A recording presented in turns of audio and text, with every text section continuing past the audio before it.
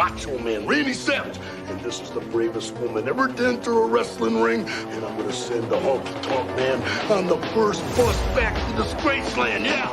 What a whiner that Macho Man is.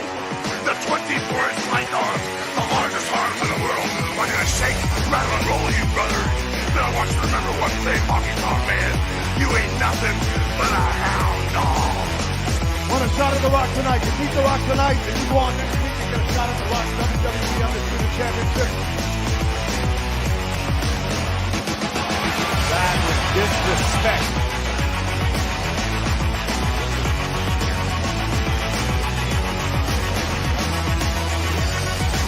It's like the most important man in the world standing here, and you got a conversation going with each other. Now explain about you. Put that thing down.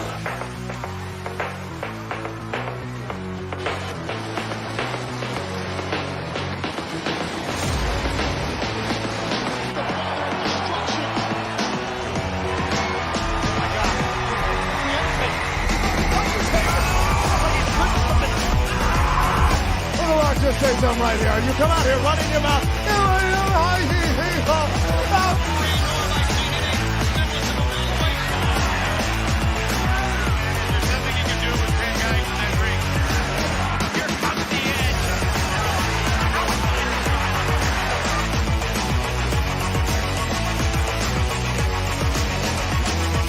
Ladies and gentlemen, please welcome.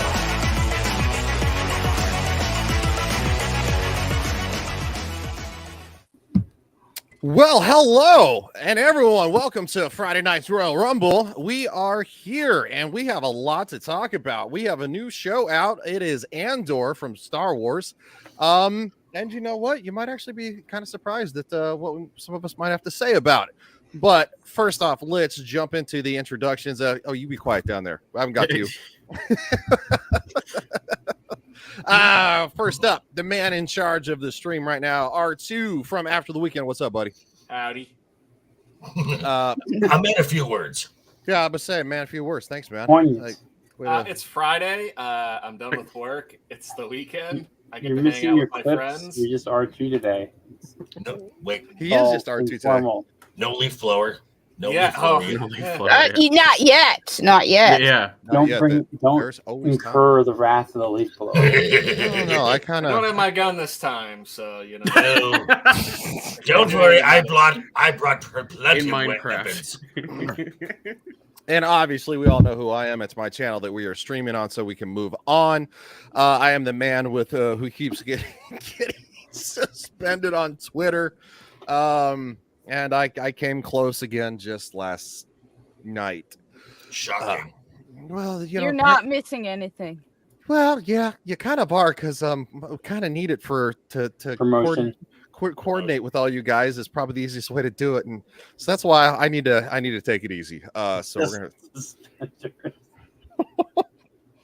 gonna. That's your new Bring in nickname. the dad jokes. Suspenders. I don't know. I know who changed my name. That's funny. Thank you, R2. And next to me is the rogue attraction, the man who may be out of commission a little bit next week because we have a hurricane coming. Yeah, what's up there, I'm probably will not be going to a theme park next week. Unless it gets me. Hey, if you want to get me to 1,000 subscribers, I'll go stand in Magic Kingdom during a hurricane. You know, I might get lucky. A hurricane may bring a theme park to him. Oh God! Honestly, those are the safest places to be in Florida, probably during a storm. Or actually, just bring Tom to the theme park too. That's probably I was gonna say you are a Florida man, so you should be able to do that. Yeah, but I do have my Saturday stream with Blabber and Collector tomorrow at 3, so at least there's something going on. Mm-hmm. Then I guess bring it over to Joker Voice, who's looking so ineptly. I don't know. You can watch my recent park hopping video. It's about Halloween merch, if anyone can afford it. Oh God! It's inflation. It's tough times. You're gonna make me drink again? Thanks. Only at a 40-year high. And our resident grumpy person, probably more than me, Joker Voice. What's up, man? Oh, hello, everyone. How are we tonight?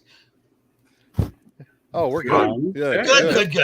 So, yeah, he is our resident villain, so he's allowed to be grumpy. All right. Yes. I gave my review of episodes 1, 2, and 3 of Andor. My positive review of House of the Dragon. Yes, I do like things. And House of the Dragon's leading the pack. We'll just say true story. And also excited to announce that Tuesday I will be on Pops with Ironcaster and Stone Loki. We will be discussing the Carl Urban film Dread. Oh, hell yeah. I heard that's good. Okay. Nice. Which, in my opinion, it's a shame there's never a game for that. Which is one of the best comic to live action film adaptations. I would definitely agree that it's very good. And next we have our resident minority. Cat minority. I didn't know Commander Phil was a minority. Canadians don't count. Technically, Phil is our guest for the second week in a row. Okay, the guest always goes last. Yeah, I thought you guys have seen. Go ahead. Guests should come first. Yeah, there we go. And apparently, no longer our guest is Commander Phil from the Legion of Memers. Okay, my OCD, my OCD just kicked in really hard right there. That's because Phil and Kat are. There you go. Symmetry. Yeah. Thank you. I'm kind of. I have a little bit of OCD too. Trust me. I feel the symmetry. So, Commander Phil, we'll go with you first. How you doing, man? This is your second stream. Yeah. Feeling a little less nervous than the first one, which hey, we've all been there. You should see my first YouTube video. You can go watch it. Shit sucks. Okay, I will. I'm doing pretty good. Thanks for having me back on. Yeah, no problem, man. It's good to have you. You know, just dip your toes in a little bit. See, just the tip, just a little bit. Just see how it feels. Yep. I'm glad you got nothing itchy from it before. Yeah. I can't figure out why I keep getting in trouble on Twitter. Maybe stay away from those alleyways. You know what I mean? Yeah. Dark corners are not good for you. And carpets. Diagonal. Well, they don't call you suspenders for no reason. And of course, we have Kat, who hates Amazon Prime. It's always. Does that include the shipping, or is that just like? No, the shipping's actually pretty good. So you should say it hates Prime Video. You're right. Yeah, or isn't it like technically Prime Studios, which is who's making? Well, I don't know because I love the Grand Tour, so I can't be completely mad at Amazon Prime. Yeah, and they also brought us Reacher, so yeah, that's true too. Yeah, Reacher. And the Terminal List. And yeah, but that's like bringing you cookies and maybe a dessert, maybe a sandwich. Just don't have your Brussels sprouts. Wait, that's like coming up to you and be like, "Here's the sandwich," and then they kill you, or they beat you with a bat. Yeah, no, I don't know. I know about that. That's fine. I think that's more merciful. I kind of feel like they bring you a sandwich and then they pull out the 12-inch dildo with lube. No, they don't use lube. Ryan, speaking of weekends, how was everybody's last weekend? Good. So much better. Last week, did you guys do anything fun? I didn't watch Rings of Power. Yeah, well, I mean, it was okay. On Saturday night, our power went out, so Nadine and I couldn't do our stream. It was ironic because like Saturdays is usually when I let myself eat junk food, so I like get Taco Bell for dinner. Instead of just eating healthy. You get like healthy junk food. We had like fun Sunday night last with mom and pop weekend, taco though, Ryan. Don't you remember that? What's up? You and me, we had fun last weekend when we went to the range. Don't you remember that? No. We took video. And then we This is what happens when you give little men big guns. Good luck, boys. I knew your heights were falsehoods. I knew your heights were falsehoods. Wow. What the hell was that? And then I went and I got to hang out with my co-hosts because they were lonely. People, let me tell you about my best friend. He's a woman.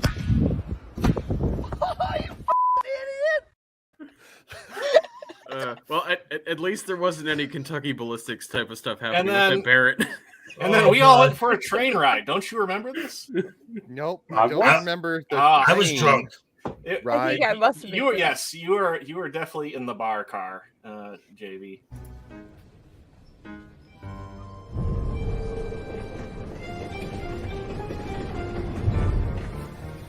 What the hell are you doing? Mi scusi. Oh, no! Mi scusi. What? Big tunnel. Who's touching me? Scotty, is that you? Who's that? Who's touching me? Scotty!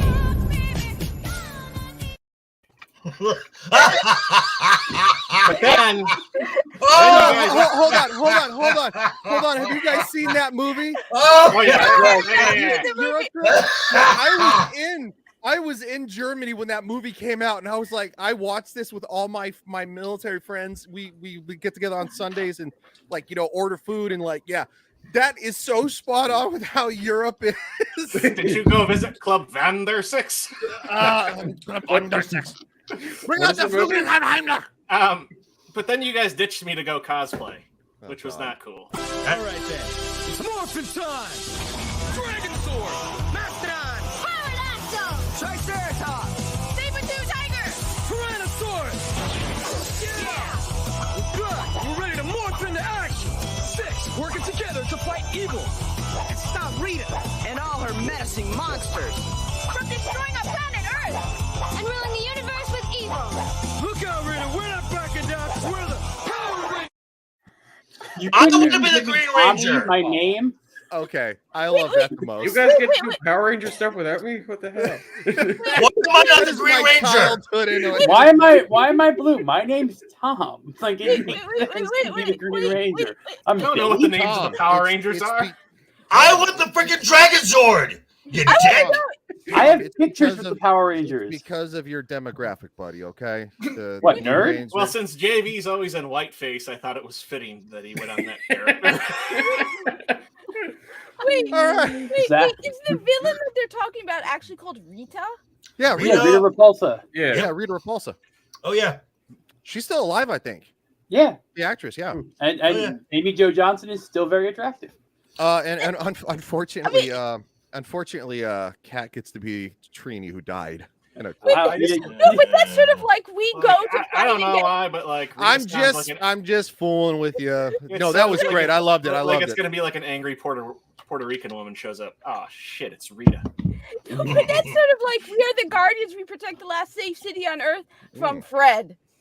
Yeah. Dear Fred. What, I mean, not for nothing. Was it Lord Zed or Zed? Yeah, his name's Lord Zero.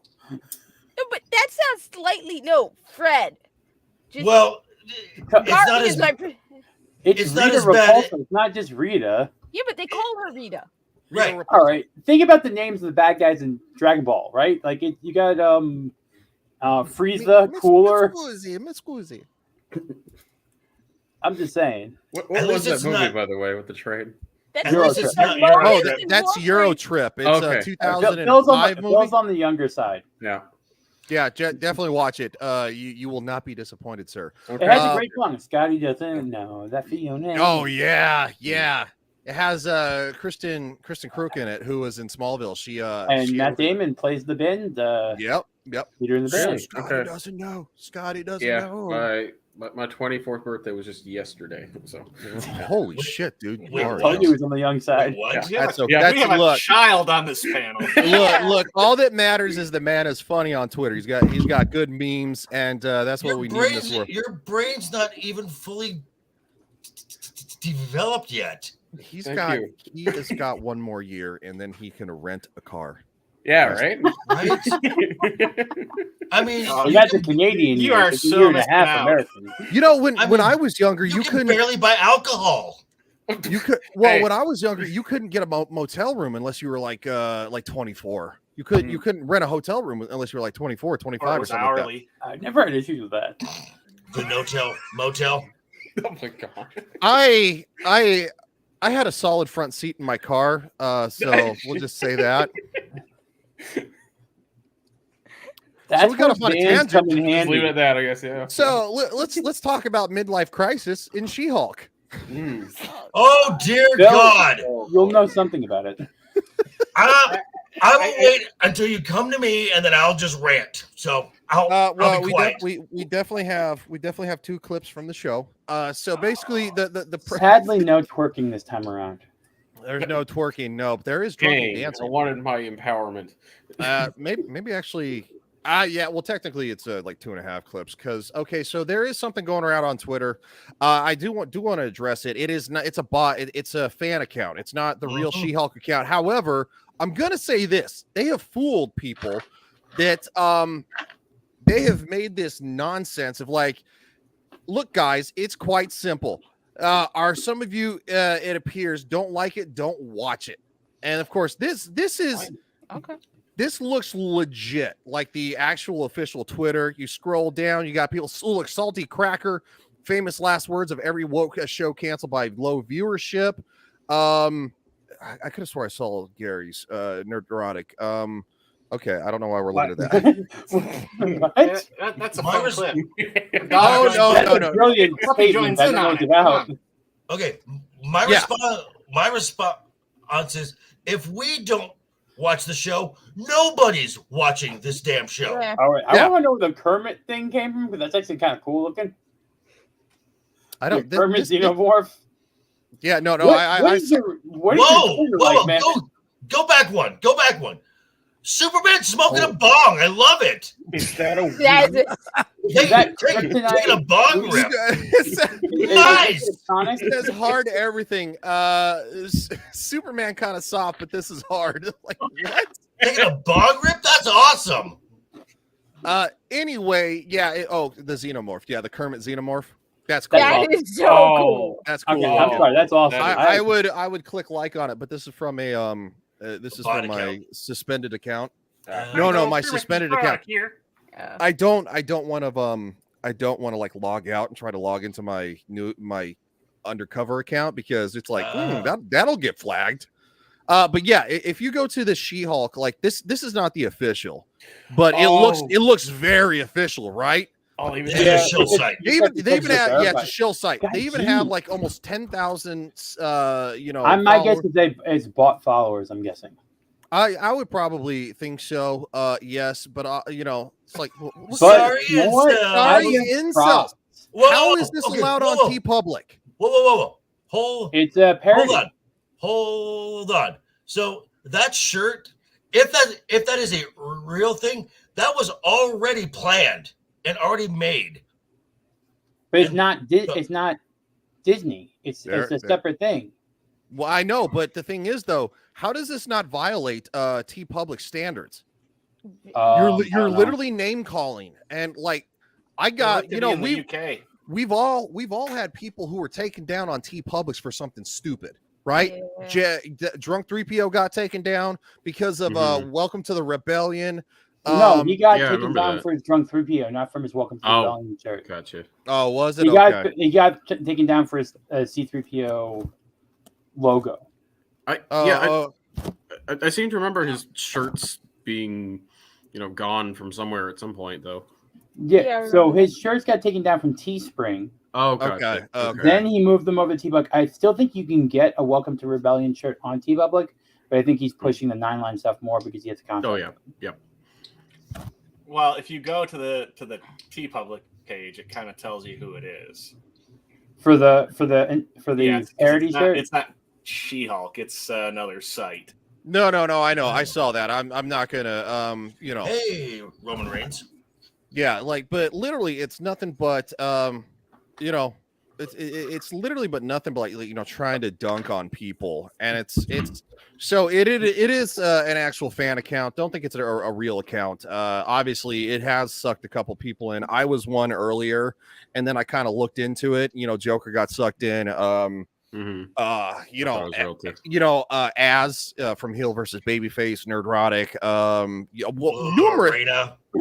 Lorena got sucked in. Numerous amounts of us got sucked in because it looks so similar. And this is some good artwork. I mean, the poster and stuff like that. Yeah. They're not making it. They're making high quality parody. Yeah. Yeah, they're making a high quality parody, which I could actually say that's a good job. I think that's a good job. I actually know who the account is. I'm not gonna lie. I'm like, I actually follow one of their channels, and it's pretty funny stuff. Their reviews. Oh, is it really? Yeah. Well, I won't have you say it here. No, I won't say it, but I'll actually be pretty honest. I mean, other than like, you're no a few fun. things where I'm like, like I disagree with them on that. They're actually the people that are behind this, are actually pretty funny people. Okay, so I think this is definitely more. They are. I don't know if it's really they're for She-Hulk. I think they're really trolling a lot of people now that I realize kind of who it is. The mission accomplished. I'm gonna type in who I think you're saying it is in the private chat and just tell me if I'm sure. Nope. Sorry, something fell. Okay, so let's get into the actual She-Hulk episode. So basically, what happens is she gets invited to a wedding from a longtime family friend. Their friends were family. Their families were friends, and so she gets invited to be a bridesmaid. Jennifer Walters does, and so she obviously doesn't want to go. And her friend from the law firm, I don't really know anybody's name. So anyway, she ends up going to the wedding and she's not super thrilled about it, right? She shows up as She-Hulk. She's all, to use Ric Flair, she's styling and profiling. She's wearing her new She-Hulk dress, which is the polka dotted one. I guess that's what. I guess here's the thing. I actually commiserated with this thing because if you've ever gone to like a family members or someone that was better than you at something, and then you got better and you show up and they ask, like, "Hey, don't be all what you are now. Be what I remember you as." Yeah. Like I get that. So that whole scene of the wedding aspect, I'm like, okay, yeah, I completely understand where that writing's coming from because I've gone to like, oh yeah, can you not show off or can you not be this? Don't take attention. Like, can you just be in the corner? So I get that. That was actually kind of okay writing in terms of that aspect. Minus actually I like the people playing Switch. That was kind of funny because I would have done that. Oh, I was worse. I was reading books at weddings. I would sit in the corner with a Stark novel. So. You mean like what it kind of looked? Okay, was it just me or was it like it was super kind of like Asian infused? It was also way too PG. The wedding, like that type of wedding with that age group, those people would be smashed. Yeah. Afterwards, by the time they get to the whatever thing, they'd be doing the electric slide or something, and they're sitting there acting like it's a 7th grade dance. Oh, I've never then been to a non-Muslim wedding. Yeah. Oh no, it did have like reminiscence of what I would probably call middle school dance. Yeah. I'm not gonna say I don't know. Yeah, I watched a few little bits from it because I was listening to our good friends over at 8750 do their review about it, and I was like, all right, I gotta see this crap. So I did not watch the episode, but yeah, I saw a little bit of it, and it was pretty. It should have been like Wedding Crashers. Really quick though, that account on Twitter though, the channel figured out who it was. They have nothing on the channel that I watch about She-Hulk. So yeah, I think that is entirely parody, and I think they've got everybody, which is even funnier now. That would definitely make it funnier if that's how it goes. Okay, so basically, I'm going to say this, and we're going to get into the clip. She's told, like, as Jennifer and stuff like that, or sorry, as She-Hulk, don't be like, it's my big day, blah, blah, blah. And she's like, oh, no, okay. And she's like, well, that's not who I wanted to be. She like talks her little monologue to herself. Anyway, next scene, obviously you'll see in the clip that the bridesmaids dresses are just overly the top horrendous. And it's all the bridesmaids. It's not just Jennifer. So anyway, she decides, well, I'm at this wedding. I'm kind of being treated by garbage, from this childhood friend who's not really a friend. I'd say she's a little bit of a frenemy-ish. And this is what leads into this clip. So she decides, It's cash bar only. She decides that she Wait, what is cash bar? Well, so sometimes your for drinks. weddings, the bar venue will be separate. Mm-hmm. Yeah. Oh, so you have to pay. Got it. Yeah, you have to pay. So it literally goes into this musical little number here, which is like 16 seconds long, and then of course after the fact she gets super plowed because she's not She-Hulk. So here we go.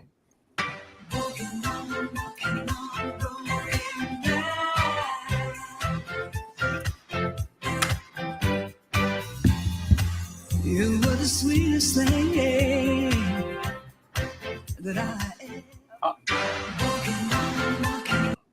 Yeah, so are they intimating that she's the only one of her friends that isn't married?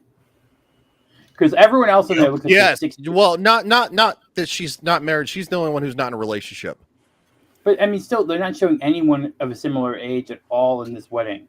It's all people. It's all the grandparents and aunties and stuff it's like that. she's the one letting loose. The rest of the other, because she I guess she's getting drunk, so she doesn't care about the wedding anymore. She's like, I'm just gonna have fun. How am I gonna kill the next 4 hours of this? So she gets plowed and starts dancing to a song from like the 90s. Annie Lexon. Yeah. Or is that an Eurythmics song? Annie Lennox is rhythmic. It's just okay. It's her solo. All right. Yeah. Thank you. So no, it's it's kind of I was at it the whole entire episode really kind of like irritated me because it just kind of like felt like one of those romantic comedies like smushed into like 30 minutes, so it like jumps really quick. I'm like, it would probably been a lot more tolerable if it was like an actual like romantic comedy where she's like where it's like an hour and 20 minutes long. 30 minutes isn't enough for her to build different character arcs in those different aspects they're trying to show. They're trying to have like 7 different stereotype roles for her in each episode, and it's not enough time. And you kind of already tipped your hat by showing the clip with Daredevil and her together in that teaser of she's gonna like Charlie Cox, because in the comics she likes Charlie Cox or the Daredevil. I just want Matt Murdock. Cox there. Matt Murdock. Go ahead, dude. Go ahead. Yeah. That clip just there. It reminded me so much of how Marvel is now with just that like comedy, trademark. And where it's not even funny. It's not even anything. It's nothing. It's trying to be overly silly and saying, "Look, this is funny." Yeah. But are they aging it down too? Because it did feel like a 7th grade dance. Well, this is what I kind of alluded to. It kind of Joker feels wants like to beat people in crowbar right now. I know he's hating this. He's waiting to be unleashed. Yeah, I want to see him get unleashed. I'll say this, and then we'll let maybe our guest and Kat say something because we haven't really heard from them. It kind of feels like an early 2000s romantic comedy is what they're going for, which is sometimes fun to watch with your significant other because maybe you guys were dating when you were together and you first saw it. It's fun to go back and watch. Not really. It's not Ally McBeal. You're never going to have Ally McBeal again because that was a 90s show. It's never going to be like what's a good one? Like the wedding, Boston Legal. The wedding date. Boston Legal would be the wedding planner. The wedding planner. There's my best friend's wedding. Yeah, like all those. It's not those movies. Vinny. Yeah. When Harry met Sally. 27 dresses. Yeah, it's not any of those movies. Like, unfortunately, we are at It's least sad that the one girl doesn't name a single we are romantic at comedy. a minimum of a decade away from that. Like, I would say probably some of the last ones that were like in that kind of like corny, over the top genre, or like from like the early, like 2010, 2011, 2012. Joker. Slightly take it easy and ease into it because it looks like you're gonna beat. No, don't. Just go for it. All right, Kat says go for it, so go for it. Go for it. First off, last episode we were told that there would be clothes that would fit Jen and She-Hulk. That is true. That dress, she arrives as She-Hulk, fits nicely. She transforms to Jen, doesn't fit at all. Then bridesmaid package dress. What the fuck was that? Fits She-Hulk perfectly, but doesn't fit Jen. How the fuck do they know this shit? God damn it! Plus, Jen, who wants to be just Jen the whole fucking series, shows up as She-Hulk, but wants to be acknowledged for all my accomplishments at someone's wedding. Go fuck yourself, you fucking twats of writers! How you doing? And then, splitting a plate of fries. Bro, you know what's gonna happen. You're gonna get laid. That's, you get pegged. Because that's all it takes for She-Hulk. And these fucking scissoring hens don't know how to fucking write. This show is an abomination. It is trying really hard to be the worst Marvel show. Okay, I'm done.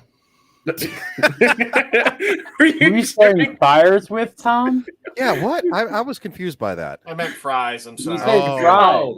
Okay. and I said that I would just like to say for the record, sir. Pegged. I mean, I'm pretty sure She-Hulk would be a pegger. I would just like to say for the record there, JD. Extra.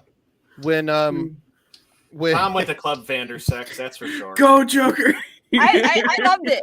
And you actually put into words stuff that exactly what I was thinking. And I haven't even watched it, but I watched Chad and his wife. And it's like, wait a minute. From my understanding, she wants to be acknowledged for being Jen. She doesn't want to be She-Hulk. And now it's like, wait, what? That doesn't make sense. And Chad's wife actually brought up some really good suggestions on how they could have designed the clothing to fit both. She's like, why not just get something to tie it around so it could be a little more fitting? It's like, it looks like a bag on her.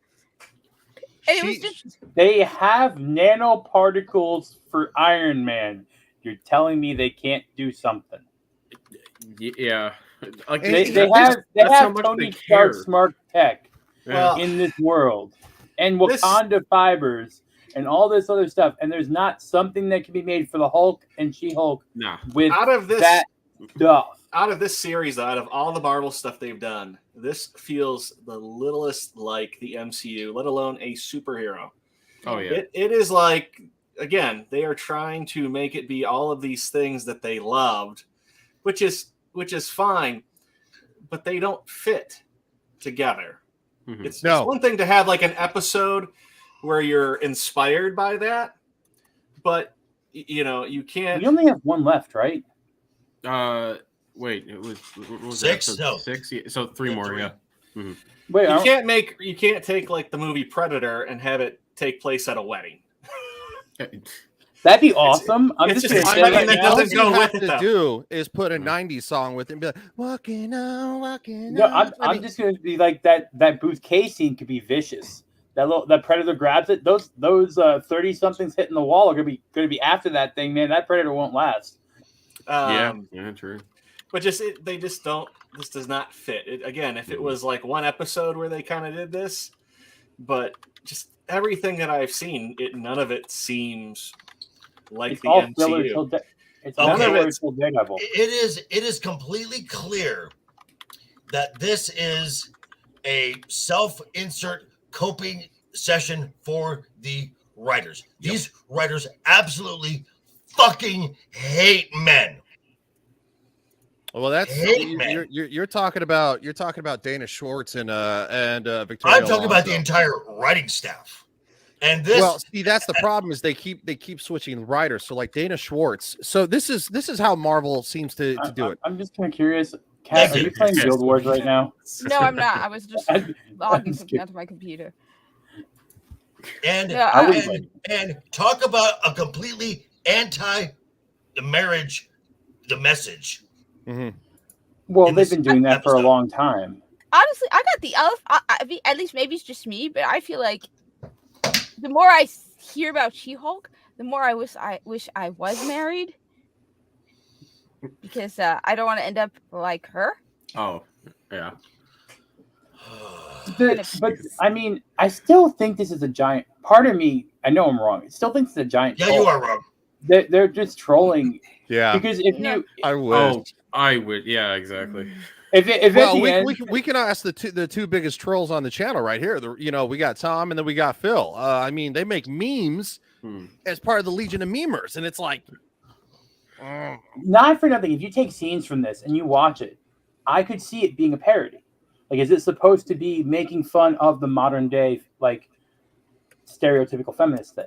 You would think. Like, oh, no, no, it's not. They're trying to further it, yeah. No, but she's being perfectly obtuse about things, purposefully obtuse about things. Mm-hmm. She's contradicting herself, which is making her look worse throughout the entire show.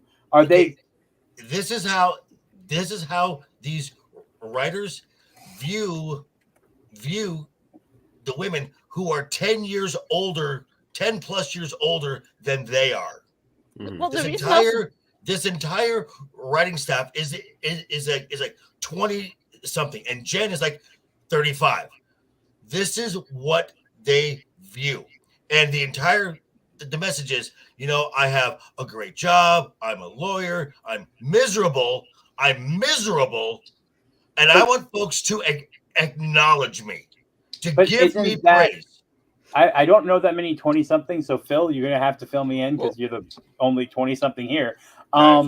Isn't that more so a thing of the younger generation? Is that they are looking at the 30-somethings that did go and get their career and all that, blah blah blah, and now they're like, well, they did a lot for not much right now.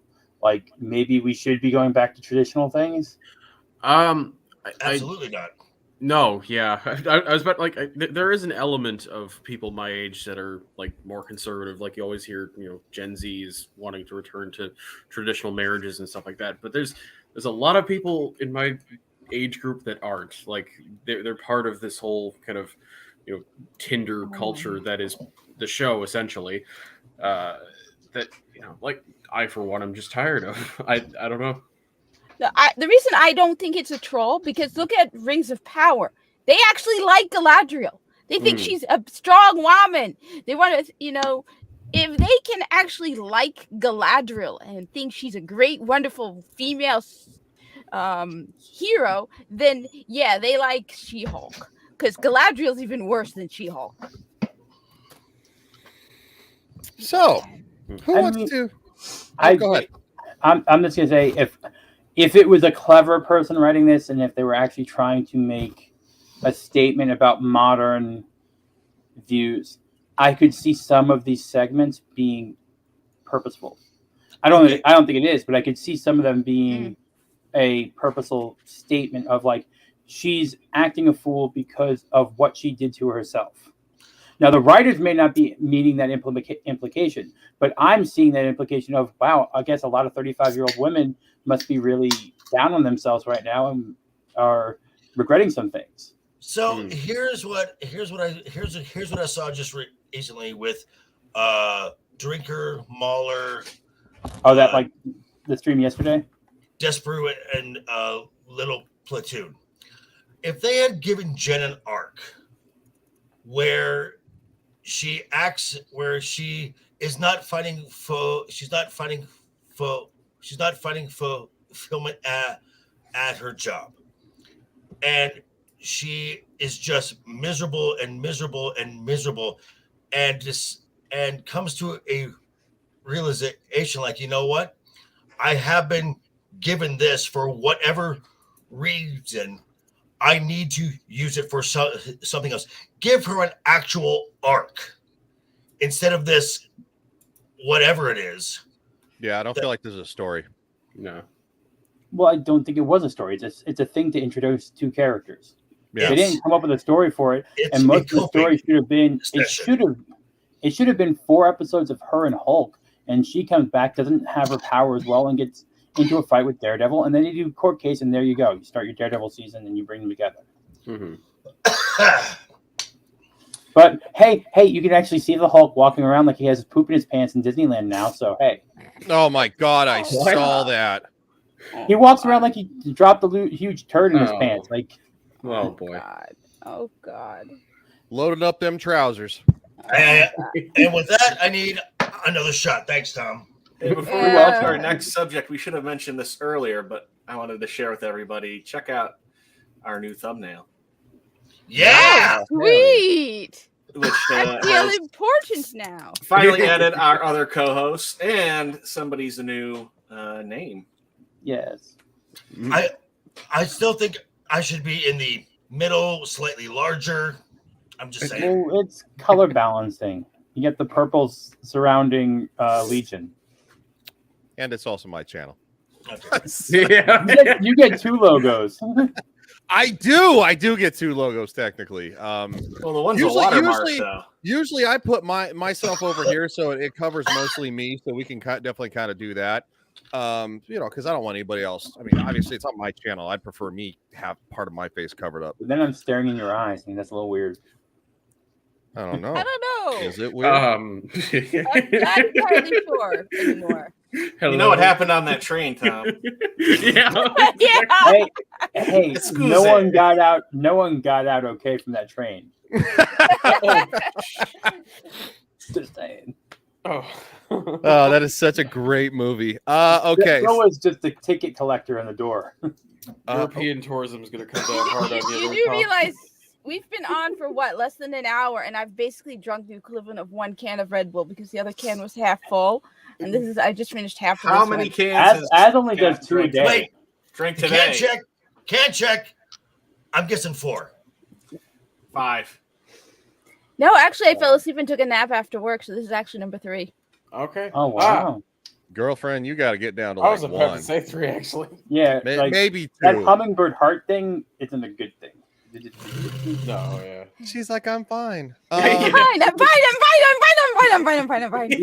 Energizer bunny. So, this is basically Titania goes to the wedding, obviously to disrupt it. She ultimately sucker punches Jen when she's drunk. I have this is another question. Is this show making women look worse than men during it? Yes. They're just making men look like betas for the most part. Yeah. But the women in the show, they're making look petty. They're making look vindictive. They're it's very odd choices. Which, by the way, does anybody recognize in the B plot who Mr. Immortal is? Wait, Mr. Immortal's in this? Yeah. Yeah. Oh wow, that's an obscure reference. Very obscure reference. The actor who plays him was the Twi'lek. Was the Twi'lek assistant in Book of Boba Fett? That's right. I think Disney reuses actors all the time. They do, yeah. Yeah, it's very true. I mean, I heard the voice, and I'm like, why do I know this? Why do I know this? Why do I know this? And it took me a second. I'm like, oh God, it's that little worm. Yeah. He ultimately ended up jumping out the window, which I would have too. But wait, what's wrong with her mouth? Okay, so her veneers. Okay. So basically, what happens is they get into a fight. Jen decides to Hulk up, and she jumps in the air to try to punch her. Jen gets punched in the gut and then punched in the face, and then Titania gets punched in the face, which we kind of saw in that GIF from the whole. Wait, so her lips are swollen from getting punched in the face, or is that? No, that's how. That's probably. Anyway, we'll watch the clip. It'll explain more.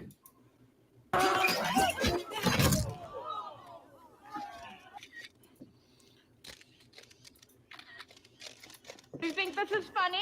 Are you Why showing is your this 11?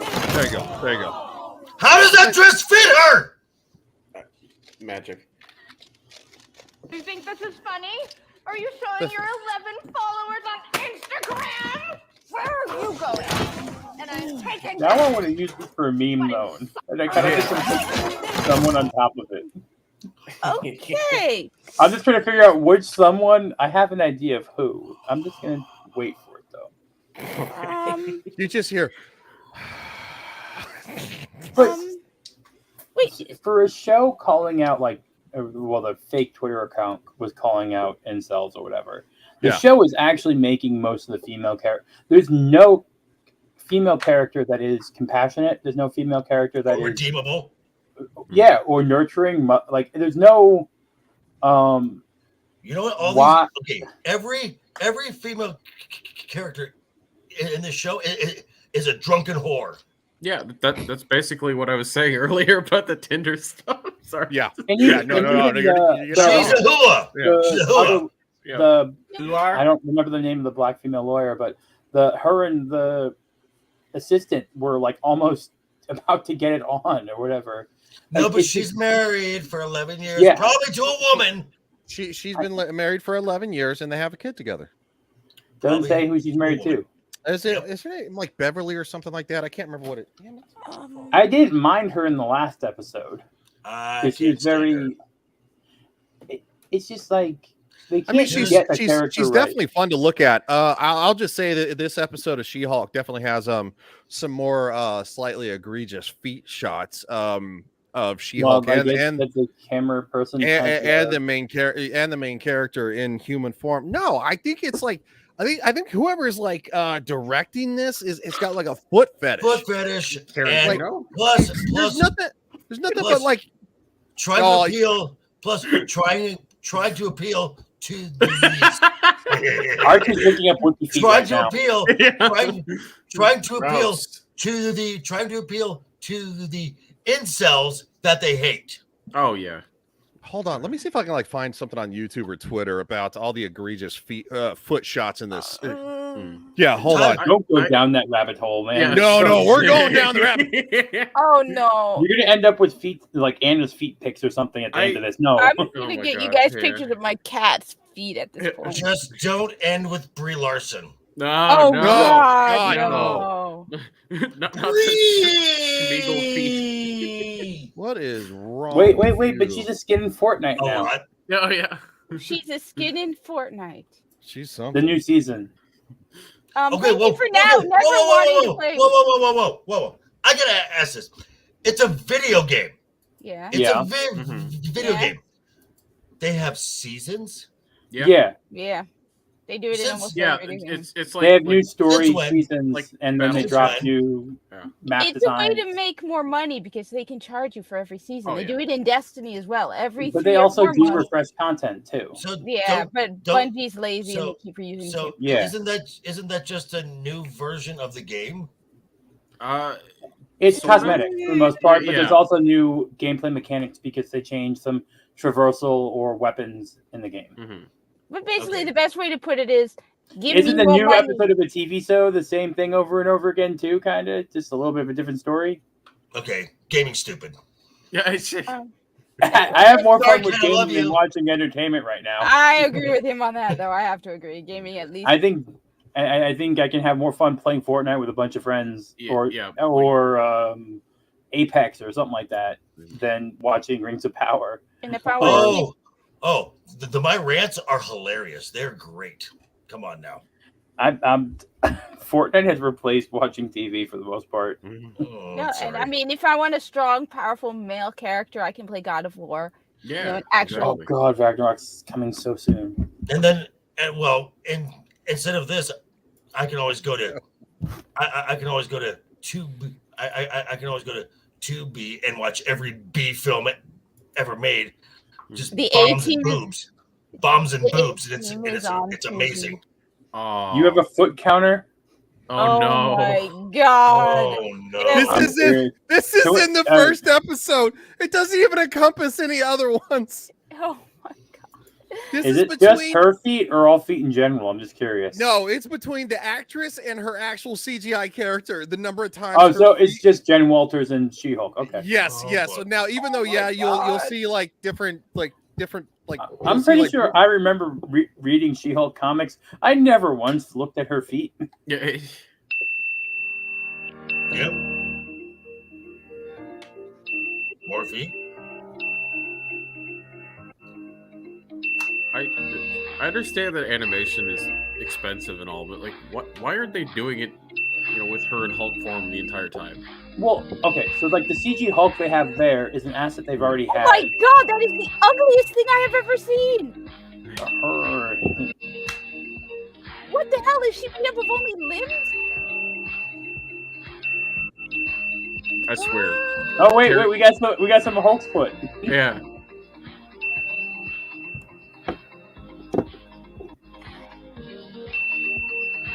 Well, you get some leg there, I guess.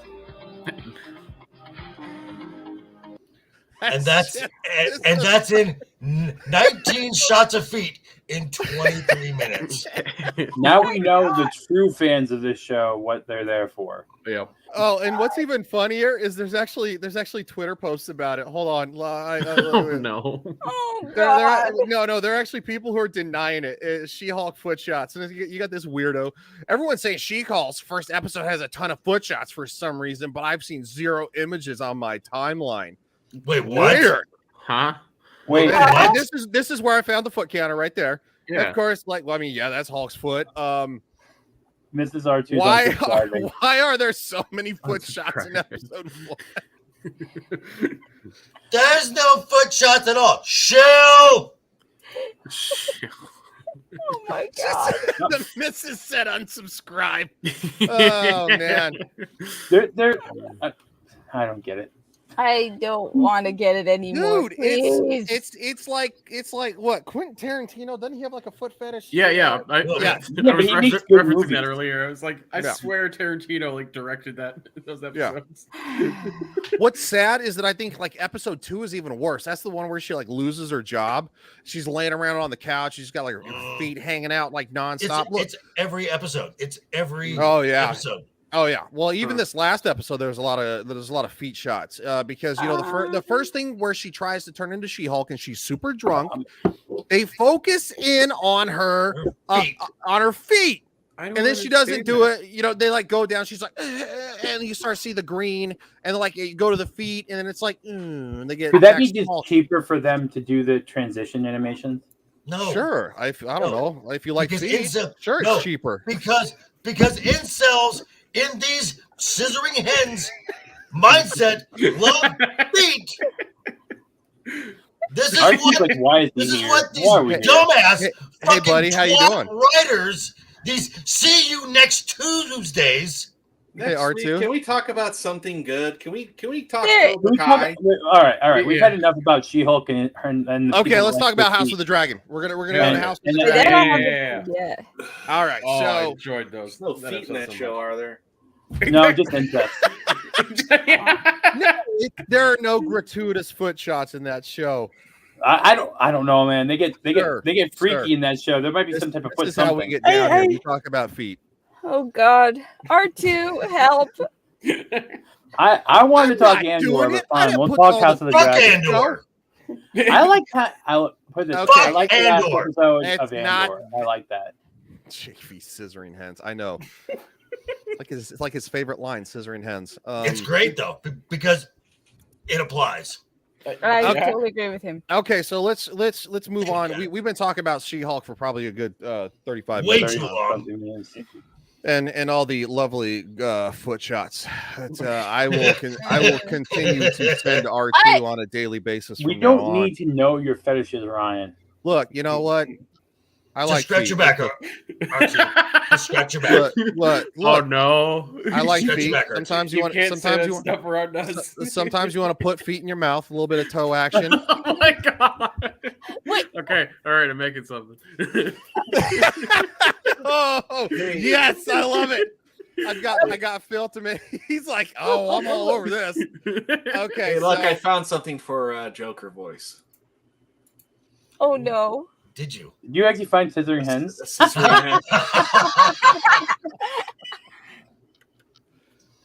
that like a cigar cutter?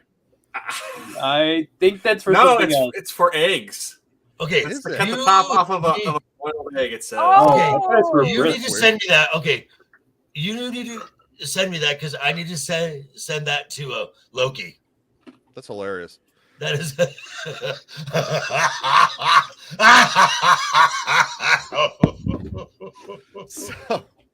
So House of the Dragon, a show that's actually good and that most of us actually do enjoy, is kicking everyone's ass. Now we have a big change upcoming. I did see the transition of Rhaenyra Targaryen from her younger version, I think Emily Alcock's done a great job. I don't want to see the girls go. Millie. Yeah. Millie.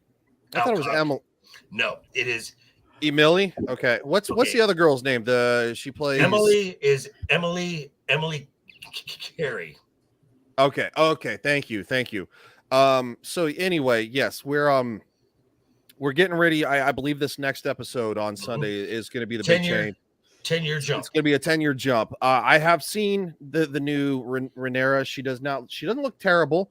Yes, in the book she is described as not being as, we'll say, attractive as she was. The baby weight's still there. Yeah. So the baby weight's still there. Now, however, this new girl, who apparently, I guess there was a big issue because she, quote, non-binary in real life. I don't really care about that. If she can play the character and she can bring life to the character, like the previous actress who has done a good job, I'm all for it. So now, I will say this: we may see the original two actresses again, because there may be a flashback, because there is something that happens in this 10-year jump that is pivotal to the story, and that is the forming of the Greens and the Blacks. And the Greens is basically everyone who is. Thank you. No. Look at the private chat. It's like we're talking about feet again. I know. So I'm over here trying to make R2's face whenever we get off the rails and this something sounds so inappropriate. I almost want to browse Twitch right now for R2. So now the Greens. I'll be right back. So the Greens are every noble that backs Queen Alicent, and the Blacks are every noble that backs Rhaenyra, because of their sigils. Yeah. That is the logic behind that. Because there's supposed to be a tournament to commemorate the 5-year anniversary between Viserys and Alicent, and Alicent is now wearing green at every public thing. We see in this episode she's making a statement, obviously, for the uniting of Rhaenyra and the what's his name? I can't remember the son. He in the book he is homosexual in the book. Yep. So it's not like they made him like just like, oh, he's gay. Like no, he is canonically gay. He is homosexual. Right. And which obviously we've seen in Game of Thrones before. A lot of people, haven't had a problem with that. It is the widely known secret. Yeah, it's the widely known secret, and of course, his father still believes, well, he's young, he'll grow out of it, and it's like, no, if he likes, if he enjoys that, that's not really going to be something he grows out of. Right. And he has a steady lover. Who obviously Rhaenyra, she has somewhat of a similar Kristen Cole. Yeah, Kristen Cole is somewhat of a steady lover. Also, at the same time, though, there is this there's also this unspoken thing between her and Daemon Targaryen, her uncle. Mm-hmm. There's this unrequited almost lust for each other. Yes. Very much so. And she is very much into it too, because she even says during the wedding, she's like going, strike down my father's king guard and take me as your wife. Take me to Dragonstone. Make me your wife. Because that's what she wants. And she's calling his bluff. Yes. So no, they're very spot on with how they've done everything. I haven't seen a lot of grievance, like even though yes, there has been a race swap and stuff like that for the Valerians. It really hasn't super messed with the show. The drama is still very much present, right? And the tension is extremely palpable between these interested lovers in this quadratic, like, weird triangle. Yes. It's like oh no. Hey! Oh boy, I crash in and this is what I get. Ew. Yes, we were talking about incest. Hi, Maria. This is the Hi, good Maria. show, Maria. You missed. You missed She-Hulk with all the gratuitous foot shots. I was about to say that. You missed all the feet. And my rant. Yeah, and Joker's rant, but you can definitely tell. You can definitely tell by R2's face that you missed the feet. Hey, buddy, you want to see some more feet? No. This is what happens when you give little men big guns. Good luck, boys. I feel that may be on the same level as that tree to touch me. Yeah, that's pretty good. Yeah. She says, "Boy, he looks happy." Hey, And big she also guns. says, "Oh, crochet Joker." Yes. Big guns are awesome. Oh, big guns are super awesome. Okay, so compensating. Yeah. Yeah, but what am I compensating for? Okay. Lack of. So they all go. right. Big guns just look like regular guns in my hands. I don't know what to tell you.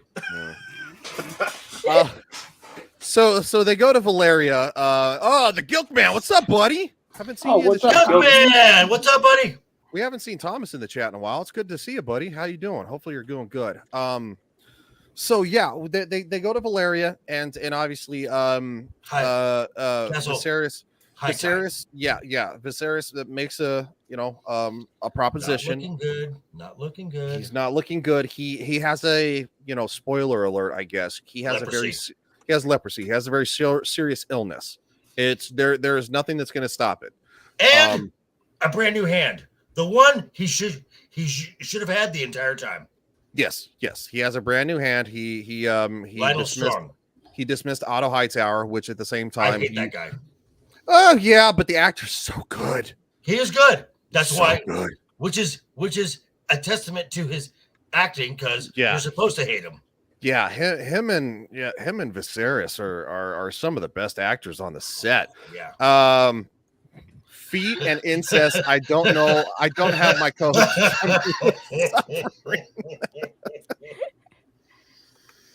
Look, dude, I'll bring back the feet. I'll do it. Did Joker Voice go get feet? Are you looking at your own feet, Joker Voice? No, God, no. I'm trying to control myself from I'm ranting. It's okay. I'm hoping it's up. Hopefully it will eventually get to the day where Cattle starts showing her feet on stream and we'll get more views. Oh, Phil, what did you do? Phil, what did you do? Oh no, what happened? You have gotten your first gamer meme. There you go, Ryan. Yes. Is it appropriate for stream? I'm assuming it most likely is. Yes, it's very appropriate for stream. Yep. Okay. I will, R2, you're tagging it. So you can bring it up, R2. Okay. Right. Okay, I can bring it up. The Gilk Man says, I don't feel like very much a big in the show going forward. Yeah, Otto reminds me. Yeah, definitely. Ooh, we actually got a new little finger though. Oh, hang on a sec. Laris Strong. I saw the Twitter notification go off. I just didn't get a chance to look at it. Whoa. I figured it should be a surprise. I really did on enjoy stream. the episode, by the way, just before you see this. It's fine. The show's great. The show's great. All right, finish the chapter. Time to reward myself with a slow, relaxing yank. Let's see, what will it be today? Time to spin the wheel of porn. All right. All right, finish the chapter. A slow, relaxing yank. Well, who doesn't like gratuitous foot shots? Come on. Oh, just me, just with the dear feet? God. Oh, okay, I guess You're I'll have welcome. to hang. I guess I'll have to. I guess there's a reason I followed Brie Larson's Twitter account. Yeah. That's because you have a golem fetish. That is the worst case scenario. Look. Yeah, no, Phil, that was great, man. Appreciate that. Thank you for welcoming me into the Legion of Memers. So, as Ow. Look, feet are gross. They're smelly. Just no. They're on the floor all the time. Maria, why? Why would anybody? No. Hey. First of all, it goes both ways. It's not just men that can have a Yeah, feet. yeah. Women have the same thing. I'm sure they do. Have you I heard just of have you ever heard of Wiki Feet? No, I do not want to hear. I didn't know that was a thing until I believe Chrissy Mayer and Anna That Star Wars Girl addressed it, because they have like Wiki Feet pages made for them. And was that you?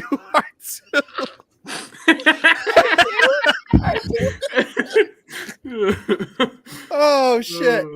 Oh, I'm getting lightheaded. I'm laughing so hard. This live stream's wow. yucky. So basically, this live stream is gonna be lips of just R2's disgusted face.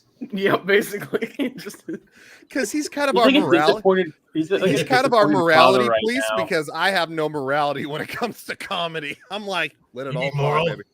Yeah. I need morals. Our moral. Please. I don't got a problem with comedy. I'm just like, okay. We're talking about feet on Bill. No, No, Maria, we're not talking about feet. We're done talking about feet. Okay, no, Joker, don't do it. So, by the way, this is my cosplay prop. Oh yeah. Which I should have been in Salt Lake City at FanX, but I can't afford the trip. Thanks, Joe. Who's Joe? How come that gun is so little? Let's go, Brandon. I think you mean who was Joe. Oh, Brandon. Okay, I know who Brandon is. No, I'm just kidding. Okay, so basically, ASMR time.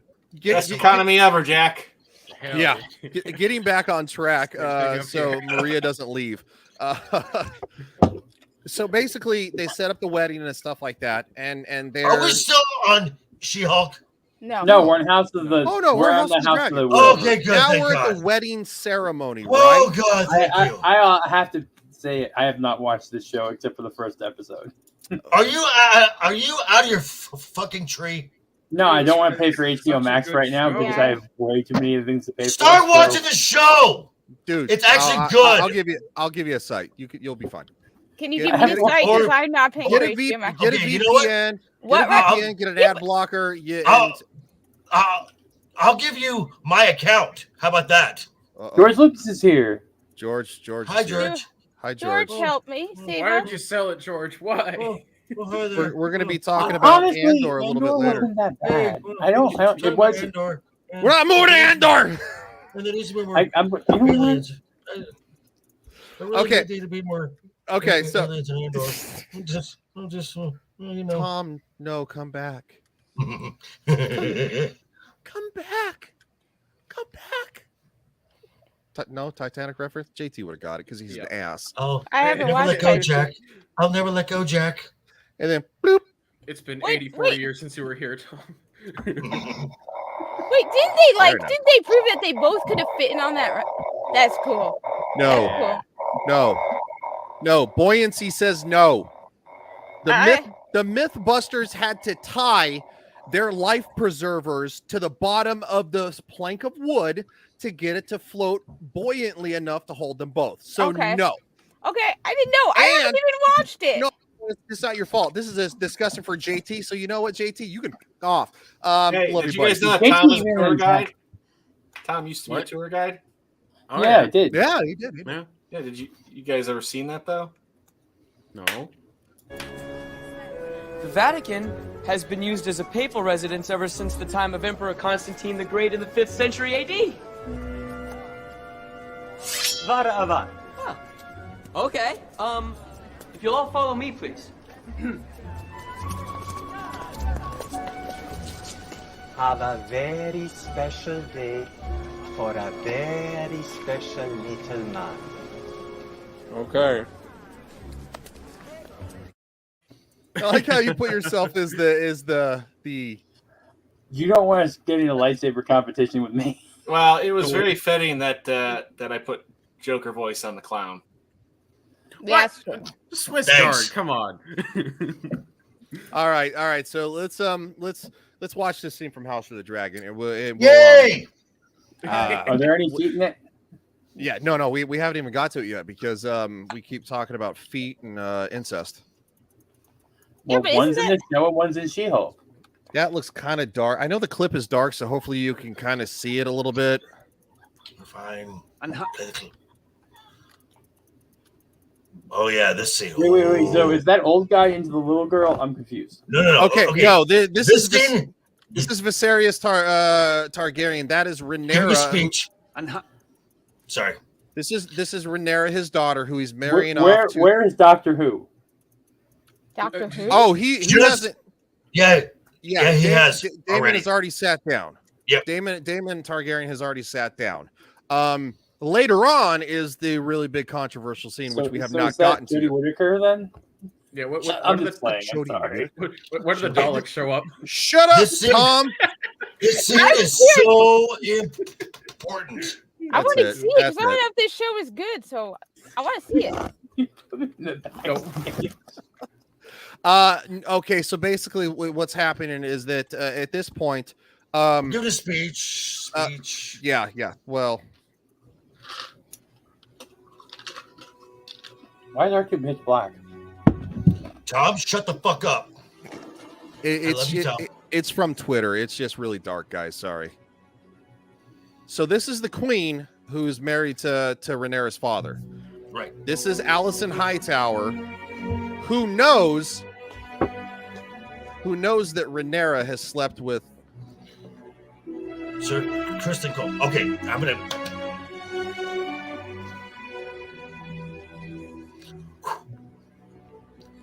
The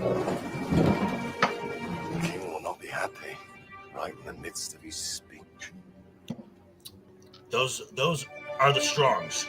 Yes. Strong brothers. Larys and Harwin. The beacon on the high tower. Do you know what color it glows when Old Town calls its banners to war? Green.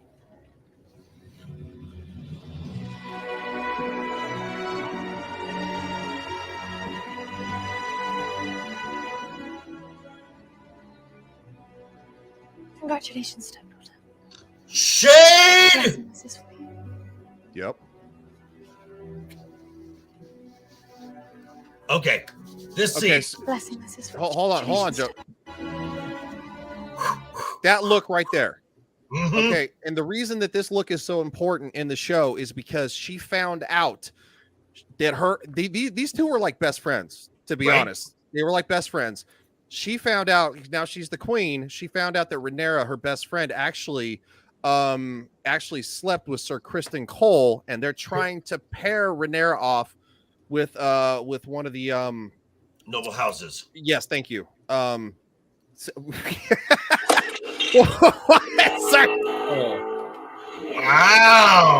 Okay, cool. That too. That is cool. That's cool. Yeah. I don't have that. Do the snap. Yeah, I was about to say, bring up the scene. Middle finger, you He's like, do it. Can't do the snap with it. Oh, that is cool. Okay, now Tom has to go. Tom has to go grab his. There's no grip. It's all right. We're Please snap. Just snap. It'll be so much better. Okay, so this scene right here is so important because super intense, by the way, too. I rewatched it more than once.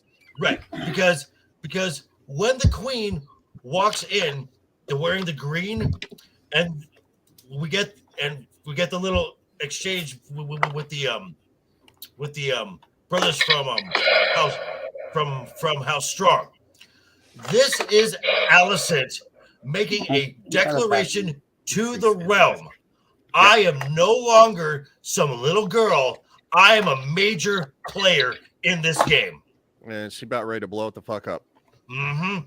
And Kristen Cole, dude, okay, you got caught in your fifis. I get it. You got some, bro. And not only did he get caught in his feelings, he ratted himself out. Yes. Okay. I'm going to get to that. Okay. Good. Because not only did he get caught in his fifis, this is like a guy who simps for an OnlyFans girl and then finds out she has a boyfriend. And he is just wrecked. He has no idea what to do. He pleads his case, leave the throne, leave all this life. Come with me. We'll go to Essos on boats of oranges and cinnamon. And she's like, nah, bruh, I'm good. I want the throne. The throne is now me.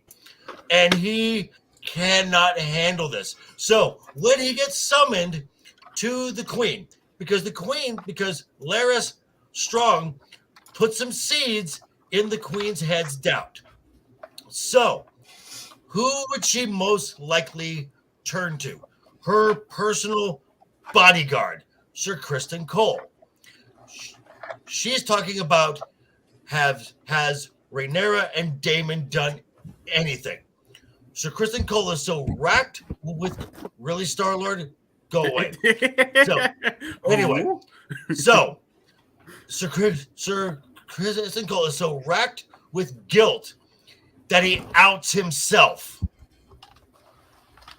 And at this wedding, he ends up losing his shit and he kills someone, which proves weddings in Westeros never end well. Just from a like practical like FX thing of it, it was crazy to see that dude's face afterwards. Oh yeah. Yeah. Dude, he got So this episode really sets up a few things and really is so now we're going to have the 10-year Tom, time. are you changing your tampon, buddy? I don't know what he's doing. I don't know either, but you can.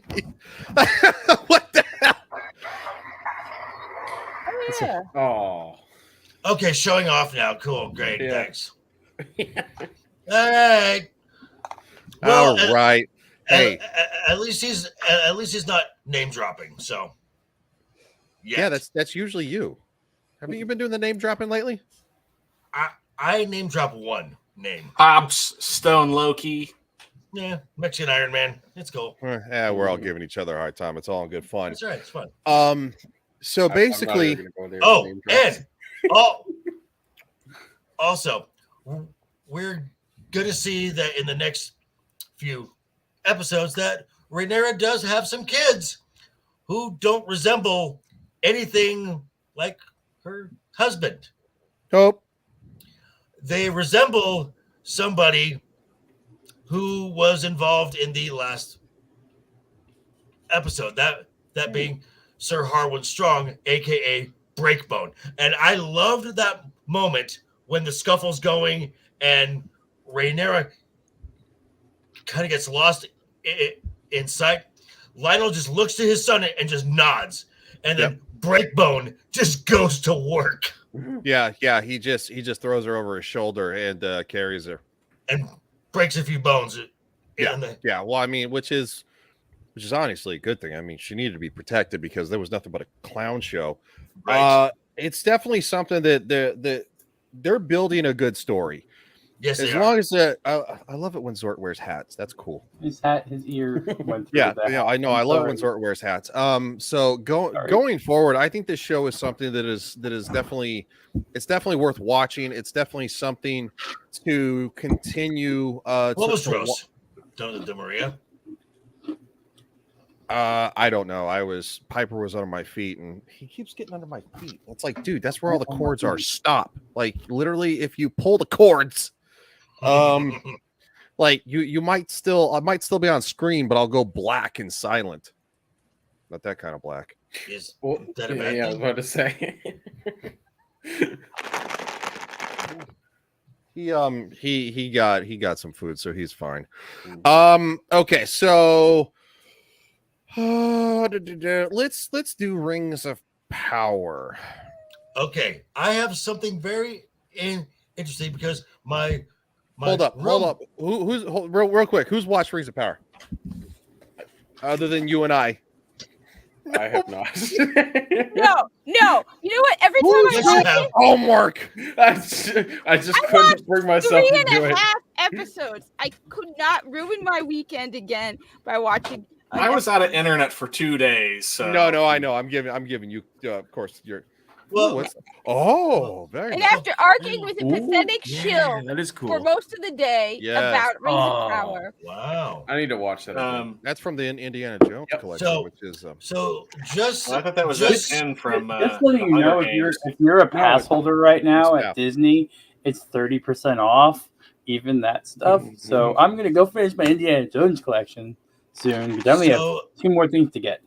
Just so you know, the latest campaign from Amazon, because my roommate ordered something and then he showed me the bag.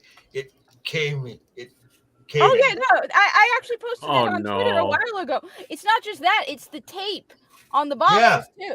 Yeah, hold on real quick. Maria says, guys, got to bounce. Meds are kicking and getting sleepy. All right, Maria, much love to you. Bye, and Maria. Feel better soon. Yes, feel better, and we miss you. So let us know how you're doing on a day-by-day basis. Yes, please. And just remember, lots of vitamin D. That's no, seriously. Yeah. Not that kind of vitamin D. Yeah, I know. Like, why'd you say it like that? Well, because I had the original version of COVID, and I took I had a bunch of vitamin D and a bunch of vitamin C. All right. I also work outside. So Lots of steak. The majority of Americans have a vitamin D deficiency. Got to be outside. That's why I go to theme parks. Just eat lots of steak.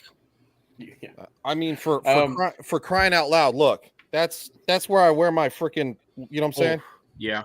I don't ever take it off. I sleep with it on. Shower with it on. You're gonna make me not toss him, but throw him now. Stop it. I will say this right here. Yeah, Are no, you it's been fucking serious? It's been going on for weeks, actually. Yeah, dude, it's been going on for weeks. Yeah, I got it. It's annoying. Yeah, I haven't gotten started, that on any of my Amazon stuff, so I guess I'm lucky. I haven't gotten it on anything of mine either. Okay, they must so like me. This was the longest episode to date. Episode And number 5 still sucked. And it's an hour and 12 minutes long. The stuff with Galadriel, obviously, I can't get around Galadriel because she is not Galadriel. It's fine. That's their interpretation. Woof. The best part is to the watch. Harfoots? No, don't get me started with No, them. the best part was the Harfoots. Don't get me started with them. But thanks to Kat, I watched the Night Watch live stream after the episode. Shad's meltdowns over Galadriel are just epic. Yeah. Because she's not Galadriel.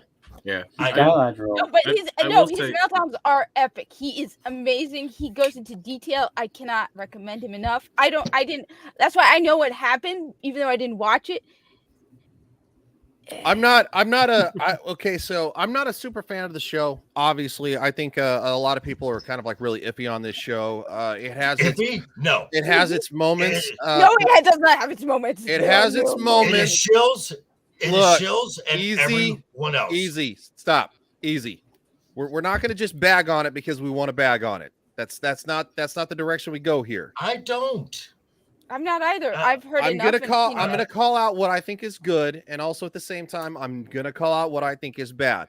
Galadriel is a shining star of horrendousness, and she is supposed to be the main character of the show, correct? Yep. Mm-hmm. Okay. Yeah. I'll say this, not for Galadriel, because I just didn't care. Obviously, the sword play. You have like these the minor characters and stuff like that. You got a little bit of character development and stuff. I think probably the best interaction of the show, if I had to pick something, was going to be the Harfoots, and obviously not Gandalf. Who's Gandalf? Okay, the Harfoots are the worst people ever. Yeah. Well, I didn't say they're not terrible people, but at least this one family though is starting to have a little bit of character development between the units. But the character development is we should have taken their wheels.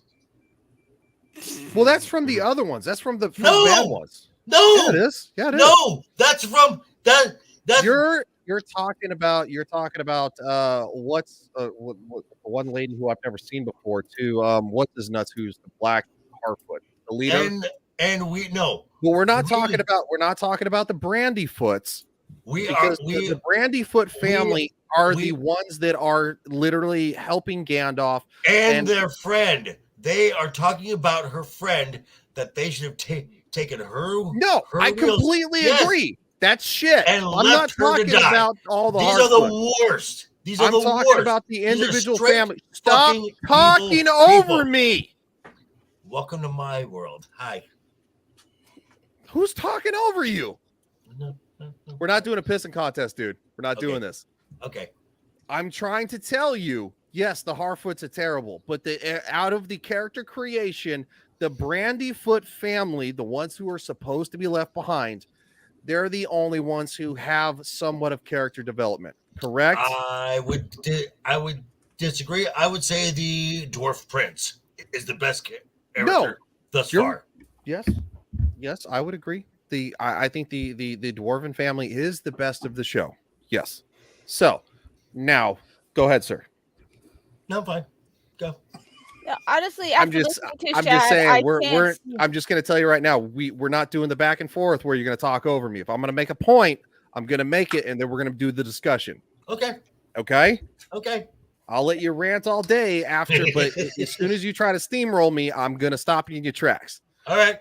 Because we need to try to be fair and balanced. We can't hate everything, dude. That's not how this works. I don't hate everything. Yes. But Tom's like, I'm out. Why did he say it like that, dude? Tom, sometimes mom and dads have disagreements, but Hi, I Tom. still love you. Okay? It's all right. Way to have Tom bring it back. No, honestly, look, after listening to Shad and Night's Watch every week, including this episode, I can't see anything redeemable about this show. The amount of things he points out and the amount of pure even Durin and Elrond have lost. I thought I liked Durin. Yeah. And even he's gone down in this last episode. So honestly, the only thing I can even slightly agree with is that it looks pretty. But to me, the fact that it looks pretty is just proof that they spent their money where it doesn't belong. That's why I called out from way back in episode 1 that they needed to fire their financial advisor. Yes, I know I'm the corpus shill, but total corpus. So I'm looking at it from the financial point of view. But you need to know how to spend your money. And these people don't know. I've used the analogy over and over $500 million. again. $500 million for season 1. I've used it's exactly like spending $100,000 on a gaming rig and a fancy keyboard and thinking it'll make you into a pro Halo player. And that's exactly what they thought. That's why even when you look at it and go, oh my God, it's pretty. Yeah, you wasted your money when you could have spent it more wisely and gotten a decent writer. So I'm sorry. I stand behind my 1-star review. Kiss my ass, you losing shill on Twitter who keeps going on about how he's defending Amazon's right to remove 1-star reviews. You're a corporate shill, you pathetic loser. Go, Cat. In honor of G4. No, I mean, I am genuinely sick of the show. In honor of G4. Oh, you want me to go on to G4? God, please, Cat, go! Go, Cat! Go! Go, Cat, go! Go, Cat, go! You really go, want me Cat, to go! You want me to go? You want to? Oh, fine. You want to know something? I am sick of women. She has to take the coat off. Get ready. Right. She's getting ready. You want me to go? You want me to go? Fine. I am sick of women who make women look bad. The majority of the goddamn freaking women in Hollywood, in the gaming industry, are pathetic losers who sit there going, oh, I'm a woman. Oh, I got to make this super powerful woman so I can feel confident in myself because I'm such a pathetic loser sitting at home and I want everyone to look at me like a victim. Every woman I see on screen makes me embarrassed to be a freaking woman at this point. They need to shut up. Frost is an embarrassment to women in gaming. I hope she gets a job in retail. That's the closest she should be allowed to gaming. Walking into a gaming store and selling video games. Then you have Galadriel. Oh, she's a strong, powerful woman. No, she's an embarrassment. If this is what you think is a strong woman, get the hell out of Hollywood. I'm really sick of it. They're not doing anything good for women. And I'm tired of them getting these people to represent women when you have actual female gamers, actual female geeks and nerds who do not. This show sucks. And I'm tired of fighting with people who think I literally had some guy telling me on Twitter that, oh, you must hate women and minorities. Find a smaller minority than me in the United States. And I'm a woman, so shut up. Yeah. God, Well women said. are. Rinse! Yeah, Phil, did you hear all that? Fear up. No, and the funny thing is, I actually know a guy who works for Amazon, right? He comes into the store every now and then. And I pointed out that Amazon deleted the reviews. Even he said they shouldn't be doing that. A guy who literally works for Amazon. You know what? We really have been heard from Cmdr Phil, so Yes. Yes, Phil. Yeah, the one thing I wanted to say earlier was I was down in Toronto before the show even started, and everywhere was plastered with Rings of Power stuff. I'm like, I don't know what you guys are doing. Like, you're trying to get people to automatically love your show, but just seeing like the normie response, it's like no one likes it at all. Like, so I don't know why people keep trying to make it seem good. I forgot that poor man lives in Canada. Mm-hmm. I work in a store where it's on the TVs. The ads are on the TVs, and they use those TVs to add to the. And that ad. I don't know, Kat. I think he kind of takes the cake. He lives in Canada. Oh, that's true. No, but the funny thing is, the only person right now, the person who was arguing with me the most to defend the show, wasn't even defending the show. He didn't even watch it. He was defending Amazon's right to remove a 1-star review. Who let the riffraff in? What's up, buddy? Yeti, yep. I tried to invite him on, but he said no.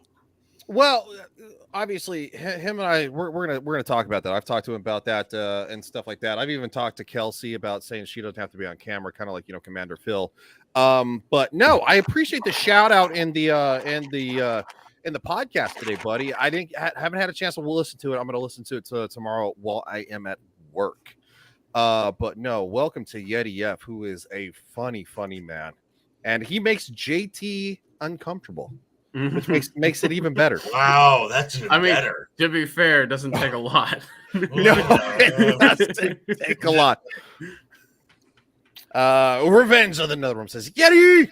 Okay, so this is probably the only really part of the episode that kind of resonated with me, that only actually felt like Lord of the Rings in as close a sense as I've seen in this show.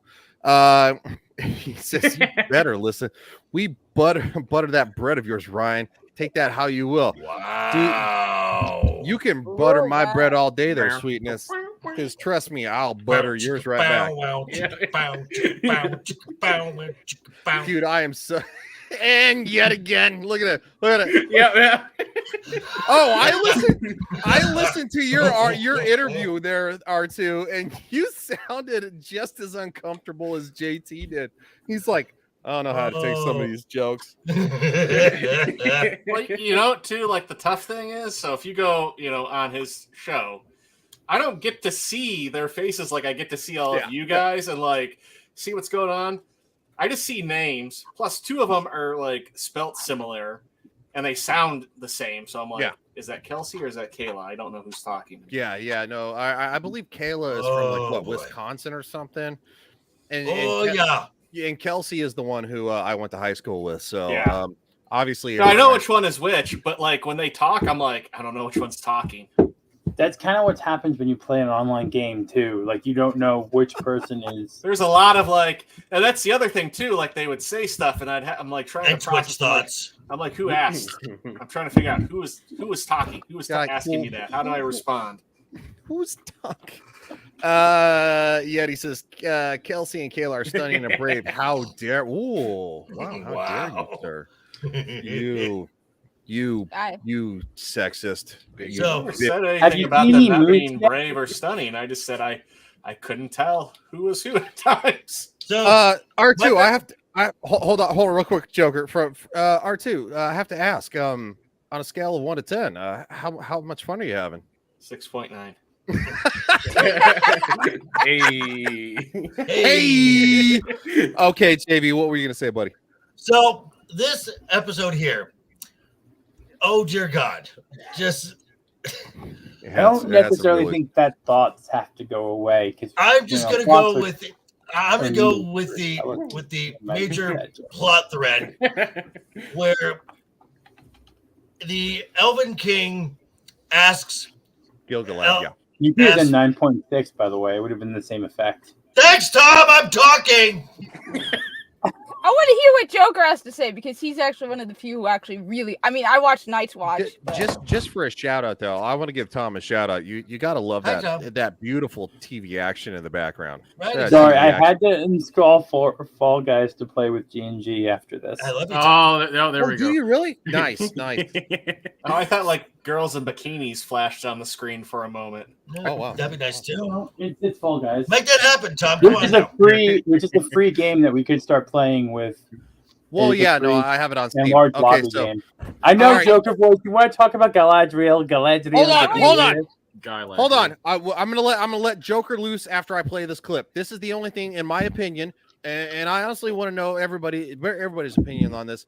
This is the only thing that mildly felt like it was Lord of the Rings Tolkien adjacent. It made the world feel bigger, which, quite frankly, this world has been super subpar in my opinion, and literally that's why I said I think the Brandyfoot family and associative friends have made it so. Here we go. The sun is fast falling beneath the trees. It's down. Okay, just to clarify, they're on the move.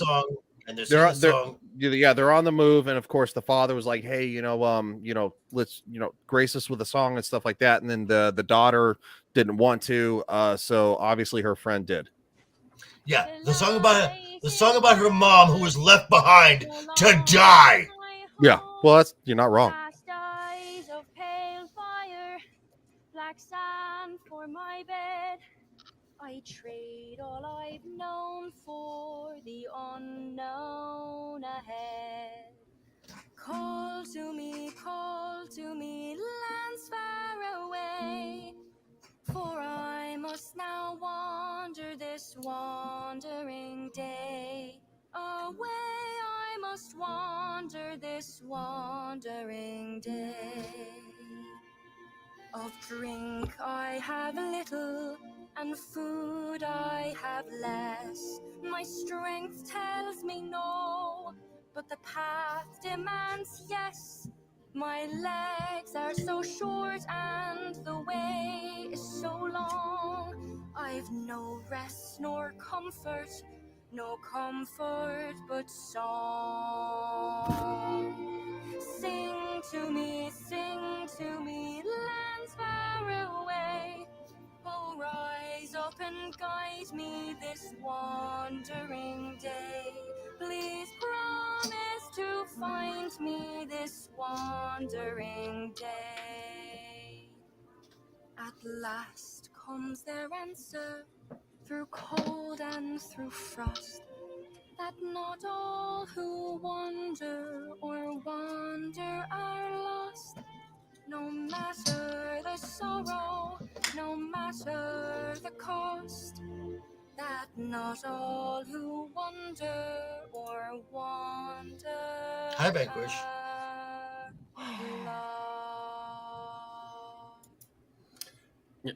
Andor is still more British than this show. Yeah. I will say though, at the beginning of it, I was like, okay, this is kind of nice, but then it went on and on and on and on. Well, I was like, you're talking about an hour and 12-minute episode. This is the only thing that literally has a Lord of the Ring, Fellowship of the Ring kind of like, put the gun down, you're fine. All right. Drama queen down there. Well, that's what. Dear God, give me cancer now. Oh. Buddy. I'm with him. It's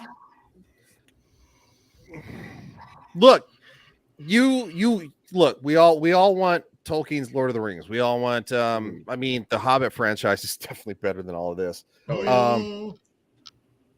But if they actually hit the mark slightly, we have to give them a smidgen. Yes, we do. Because if you don't, you are Here is literally like somebody. It is literally like someone tying a blindfold, holding a bunch of darts, and somehow managing to actually hit the dartboard. Oh, you got lucky. They hit the dartboard.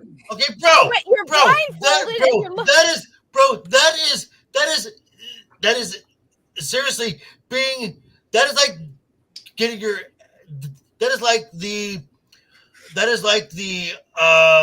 Miami, the Marlins getting their ass kicked 14-1. Oh, we scored a run. You still suck. You have to. You still suck. You have to give them positive. We're scoring a run. We're scoring a run. Hold on. You have to give them positive feedback when they do okay.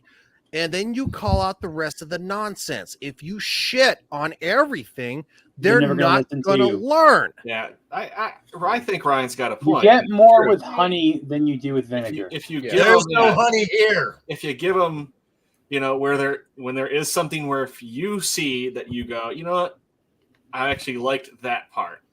Okay. You don't have to agree with Ryan on it, but if you see something that you like, revenge.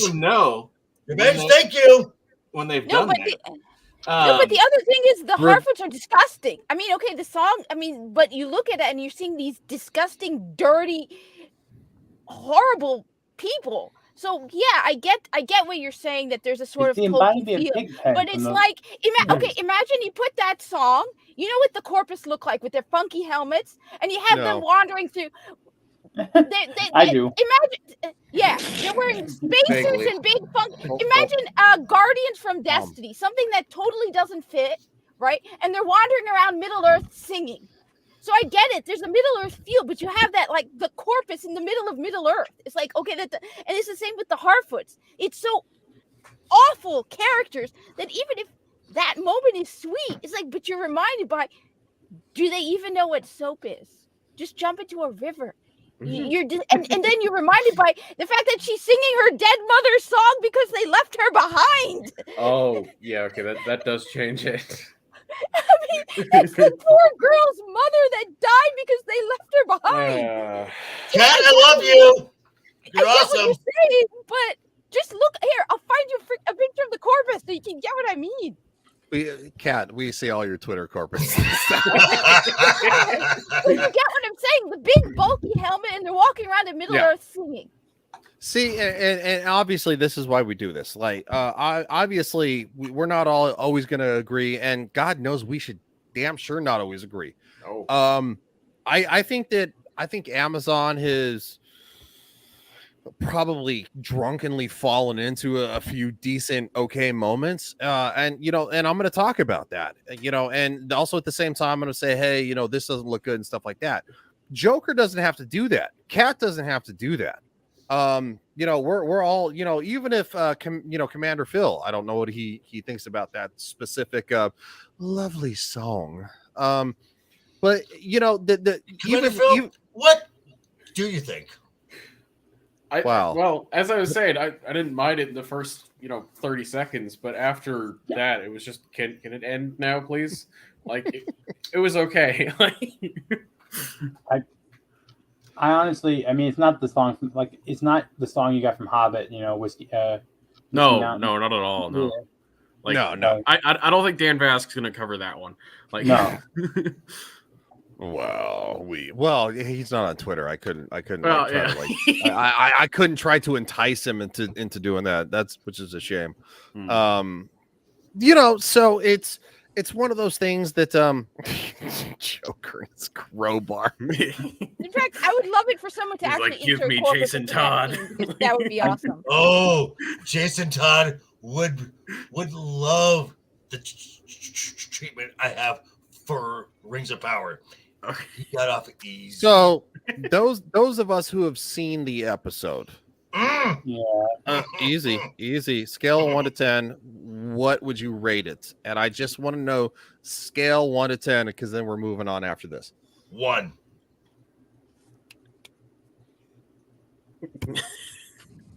I'd give it like a 5.75. You are way too generous. Whoa, you are generous. No, I'm way too realistic. Wait, so Kat gave it a crotch? Because that's what she just pointed at.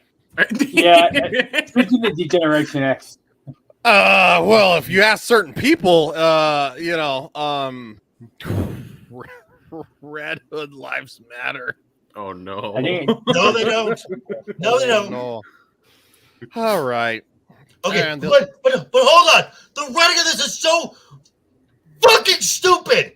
You've got Elrond who gives the old elf the mithril, gives it to him. Then he's questioned by his king. So, are the dwarves mining for mithril? I cannot reveal the secret of what the dwarves are doing. You just fucking did!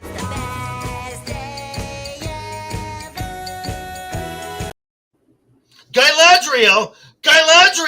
Oh, I'm sorry. I used your name to campaign my war effort. You need to thank me for that. Fuck you, Galadriel! You fucking... No, but and they're basically implying Sauron exists because of Galadriel. That Okay. Sauron would have been a good guy if it weren't. She's for talking to Galadriel. Sauron. She's talking to him. Yeah, And she's she telling him doesn't- he needs to go back there, and he's like, And- I don't want to. I want to be a mine. I want to do a smith, and she's like, no, you gotta go there. And you're going to do as I say, and wine has become C4. Yes. No, even Wait. worse. It's like nuke. And wait, but Father, why are you following the direction of enough? Just think of all the trade we're going to do. Sea routes. We're going to be rich. No! Capitalism bad, Dad! Capitalism bad! What? So are we going to talk about Andor? Because I don't know what the hell he's bitching about. We can actually. I feel Seriously, like watch Night Watch. Watch Night Watch. It will. That was a totally very long change number rating. and moving the fuck on. Oh No, God, I actually shit did show. watch. It's better than Rings of Power. I'd rather That's talk not about this saying than. much. Yeah. All right, and we're watching the clip. We're watching the BDSM scene. Leave her! Get your men to Rick Road and put a tack on in air immediately. Max! Max! What have you done to her? You stop right there. She's bleeding! I'm telling you to stop. Nothing, Sivret. Her deadness! All right, this scene was dumb. It was dumb, but there's a point to it. What's going on up there? I need eyes in the air now! Acknowledge, sir. And the reason I say there's a point to it is because if you look, Star Wars Takes says, the hell is slamming stuff? Well, Tony Gilroy did Rogue One, and I liked Rogue One. Yeah. So Andor is so unapologetic about its commentary on policing and class differences, and I love not it. this. Yeah. Okay. Some of the most powerful Star Wars for it, and I can't wait to see the rest of the story unfold. Tony Gilroy has done something special. No, he has not done something special. What he has done in this show is he is showing the Nazi Gestapo, which is what the Empire and all of their little subsidiaries are based off of. This is not modern American policing. It's not.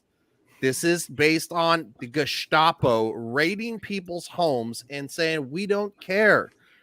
There is no police officer on the planet that would go into the woman's home who literally saved Cassian Andor's life.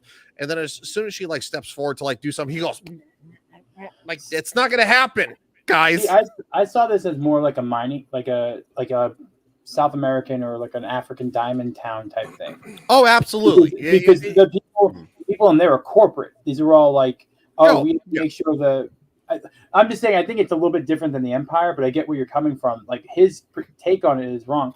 I do think that. Sorry, I missed these. I mean, you can't tell that this is not supposed to be like some sort of like Brazilian, South American country. Like even with the tapping of the the cans or the metal signs. I'm going to see Vin Diesel come out somewhere and say family, and this is Brazil or whatever it is. Like it's all about it's family. too on the nose. All that stuff is too on the nose. And also, I'm going to have to say this: the flashbacks. Okay, sorry. Very confusing. Very confusing. At what point in Star Wars have we seen cultures without technology?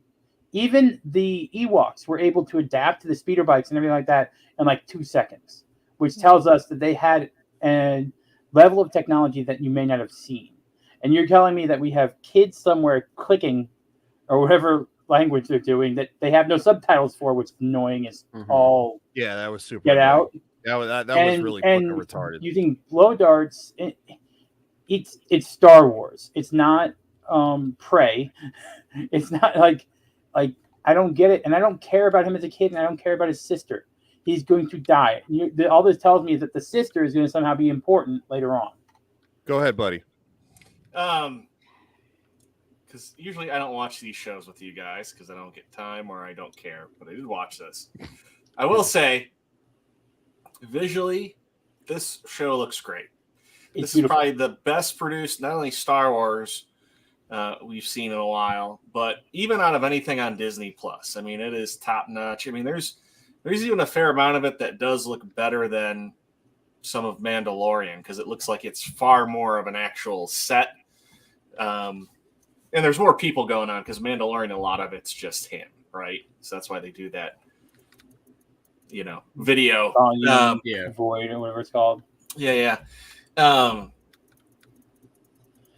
the show is boring though. The story is boring. Even when you get to the third one, I mean, it was definitely like a trek to get through. And I don't mean to insult anybody here, but for me, it was like a combination of Star Trek and Lord of the Rings boring for me.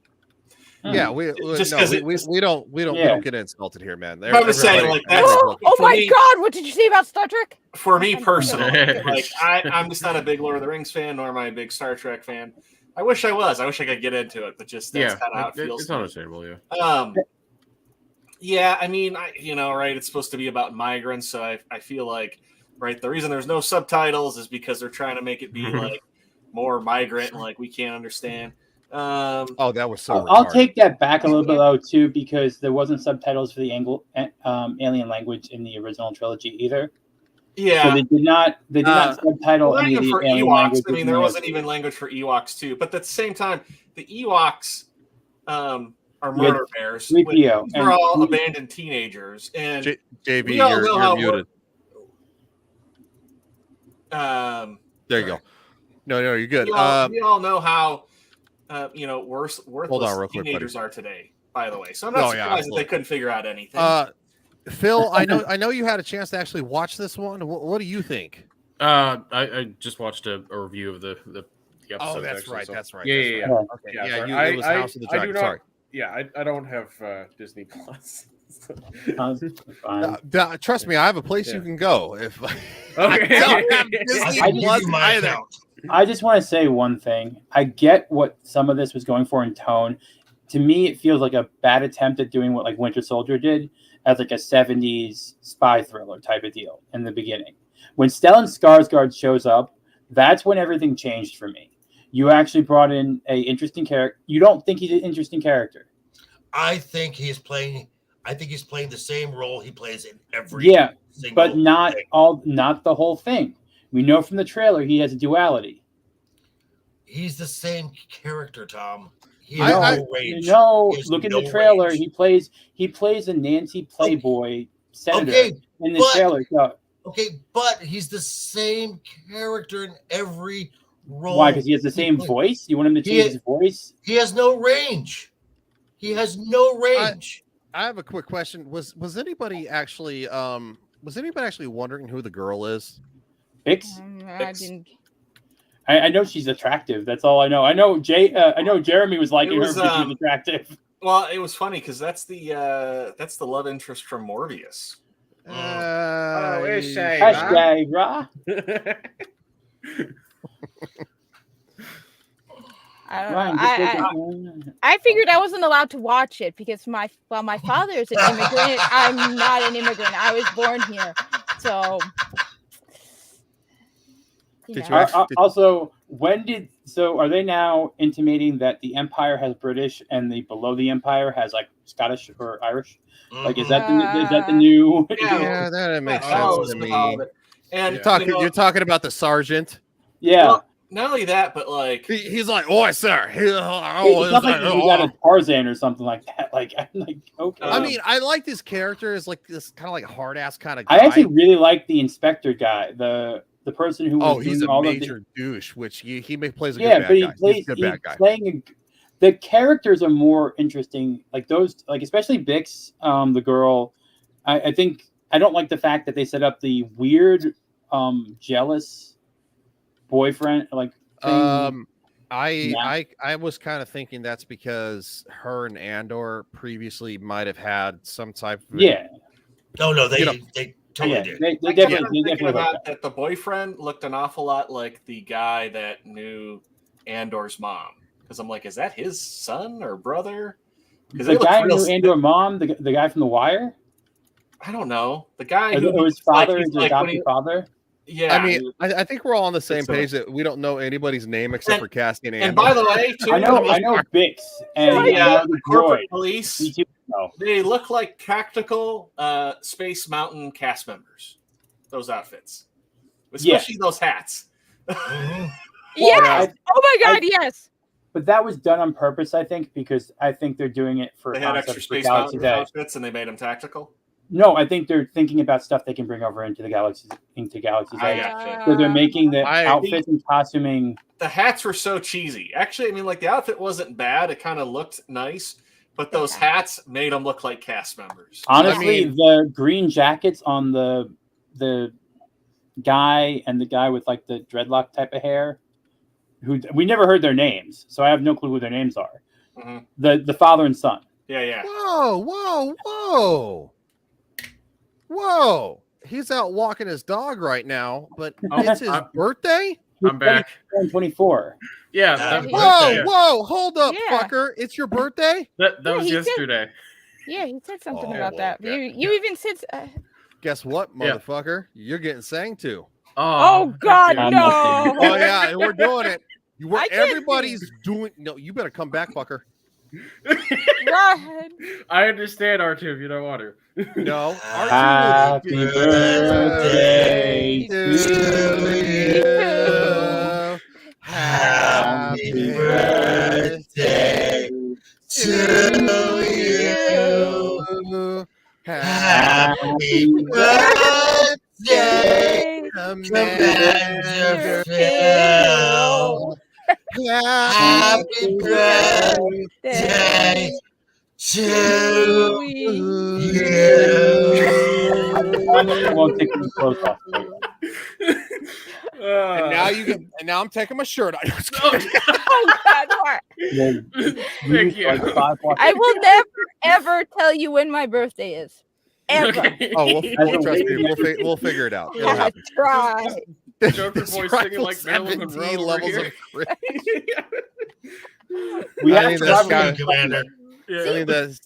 So we beat them at the cringe level. So if you want to see mega cringe, come to us.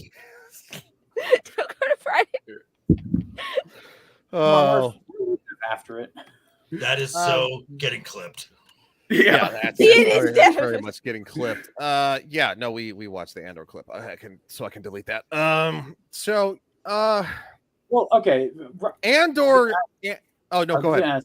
Ryan, do you agree that you probably could just start the show at the third episode and be completely caught up with everything? I would probably say, because if you just watch the recap that they offer. Yeah, I would probably say that's okay. You could probably do the recap and episode 3, which is literally, honestly, the best out of all 3 of them. Now, okay, I didn't hate the first 2. Yes, they were slow. They were trying to build stuff. I was like, okay. I did see some things of, stealing from, George Lucas's Star Wars. And I was like, yeah, it's kind of on the nose, dude. But yeah, I would say the recap and of course, you're welcome. The recap in episode 3 is where you could probably different Ryan. no, yeah, no. Sorry. But yes, thank you, Ryan, and thank you, other Ryan. No. It's not very often. There's two of us in the same location. I'm kind of celebrating it by taking my. No, I'm just not gonna take my. We don't do it. Gets weird. Yeah. So I would say recap episode 3. I think it'll be all right. I also think that I think giving it the 4th episode, because now we're going to actually get into the political intrigue, the stuff with Mon Mothma, the stuff actually going along with the storyline of Star Wars, where before we were just getting the storyline of backstory of Cassian. Well, didn't they also try to like the one actress who plays like that the Imperial whatever, the blonde-haired, blue-eyed chick who looks like she probably would be in Hitler dream. She's like she's like, I'm surrounded, my character is surrounded by like incompetent like men, and she's like the only one. It's like and it's like have we really seen I think all the characters have been pretty fucking incompetent so far. Like all of them. Andor, the what's her name again? Bix, the sexy chick. I'm gonna call it a sexy chick. She's way hot. I mean, she's we had 2 reveals, right? We had there was a poll I saw on someone. It was Bix, the girl, and the Twi'lek from Boba Fett, which was the better reveal. Okay, I gotta go with Bix. Can I address that, please? Yes, sir, you can. Okay. You go nuts. I'm gonna try to find out where R2 is. Like, okay, was he maybe went to go to the bathroom. In these 3 episodes here, which really could have been reduced to 2, there was the first 2 episodes went nowhere, absolutely nowhere. The series did not start until the last 7 minutes of episode 3, and I'm sorry, but we now have a implied sex scene and someone who says shit in Star Wars. That bothers me.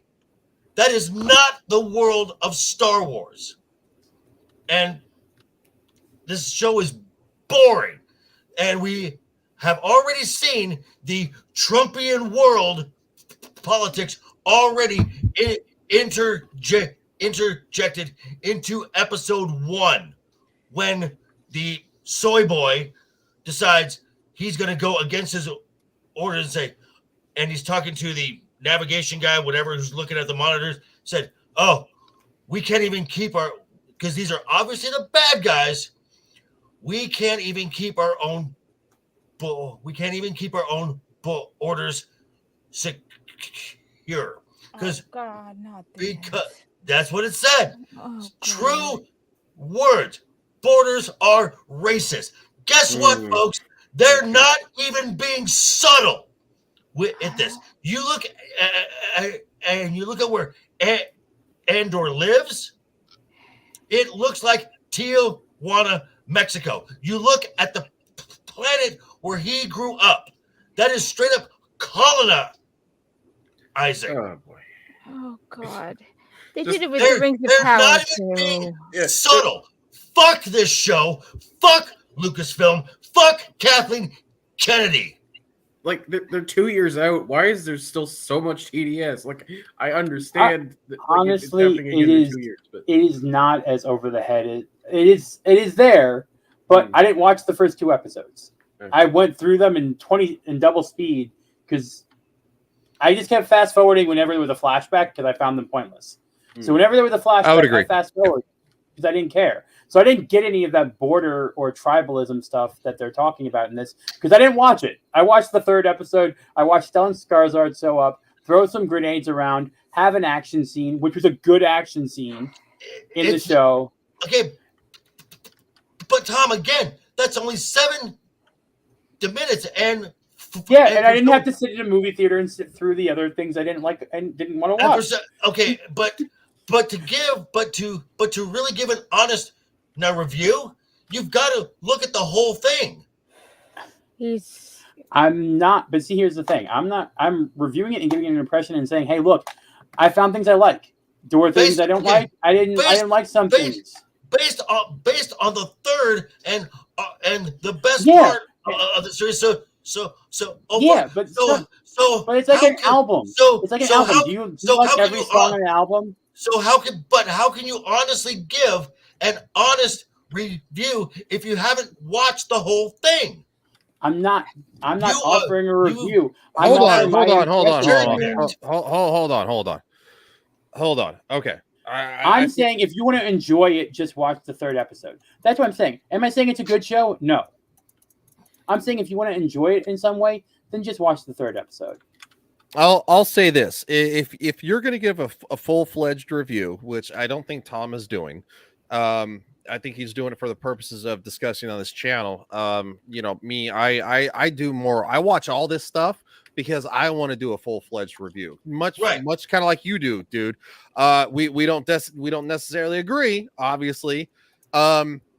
Is the first 2 episodes like? Could that have been condensed into probably 1 episode? You're damn right. Two episodes. Well, no, the first 2 episodes, 1 episode, and then of course the third episode be the second one. Does that make sense? It made me throw this thing. But how much negativity are you bringing in from your own bias? I'm not, Tom. I'm not, Tom. Okay, I am honestly looking. Okay, I want Lucasfilm to be good. I want Marvel to be good. I want Disney to be good. The problem is it's not. And the problem wasn't terrible either. Tom, the problem I have is people, just because it's meh doesn't make it good. Mediocre is not good. This is mediocre. This is the mediocre pedestrian at best. There is almost nothing to enjoy in this. But there is stuff to enjoy in it. It's not terrible. You can't say it's entirely terrible. The music's good. It's shot well. The cinematography is good. The setting, everything, except for costuming. Costuming isn't good. But there's elements of it that are okay to watch. And I even said in my review, it was nice to be in an actual environment, not so much on the green screen or a. I just don't think. I don't think this first 3 episodes counts as that normal first 3 episode rule because it was an introduction. It wasn't really. It was a. But we already know the world, Tom. We don't.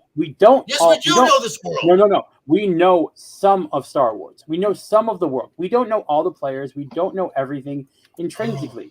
If I may, stop defending this, Tom. Stop. I'm just having a conversation. Phil, go ahead. Yeah. Okay. I got introduced to the Fellowship and everything through the firing of or the letting go of Gina. Yeah.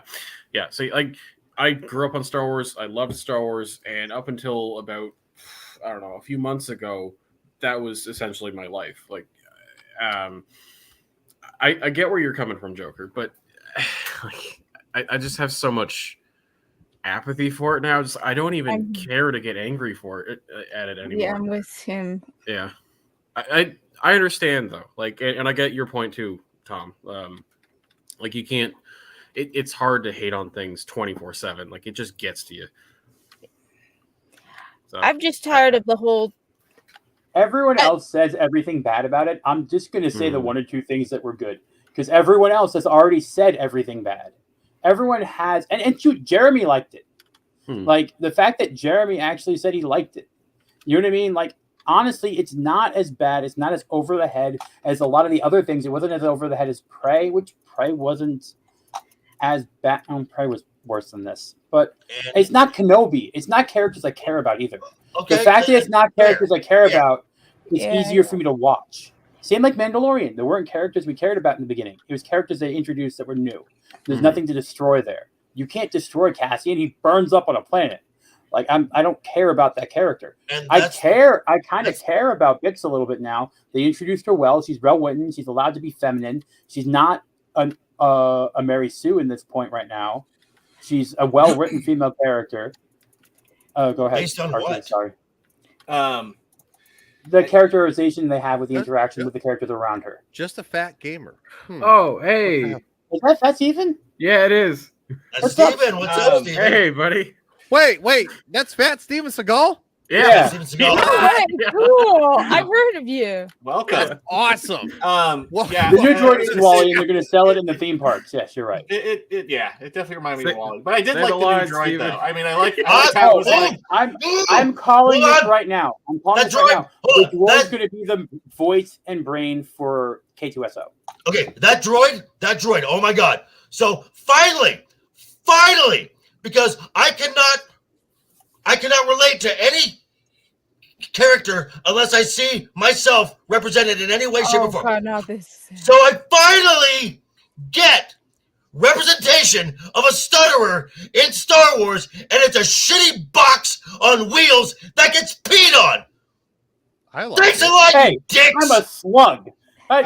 You're better than me. I'm a slug in Jabba the Hutt's palace. All right. I don't want anybody in Star Wars. Where's my representation in Star Wars? It also kind of slightly reminded me of R2 or like BB1 because of course like it starts getting BB-8? beat on and I'm sorry BB-8 and it's like and it just like shocks it and I was like I did like though where it was like I've got enough power to lie for you, but not lie twice. yeah. Oh! All right, so we're gonna wrap this up because some of us have to work tomorrow and stuff like that. And Is Rope's head getting bigger? Is my head getting bigger? What do you mean? Look, can I just say this? They need to really stop talking. The people on the show because the comments about immigration automatically have turned me off. I mean, I'm with Cmdr Phil. I don't care about Star Wars anymore. I used to care about Star Wars.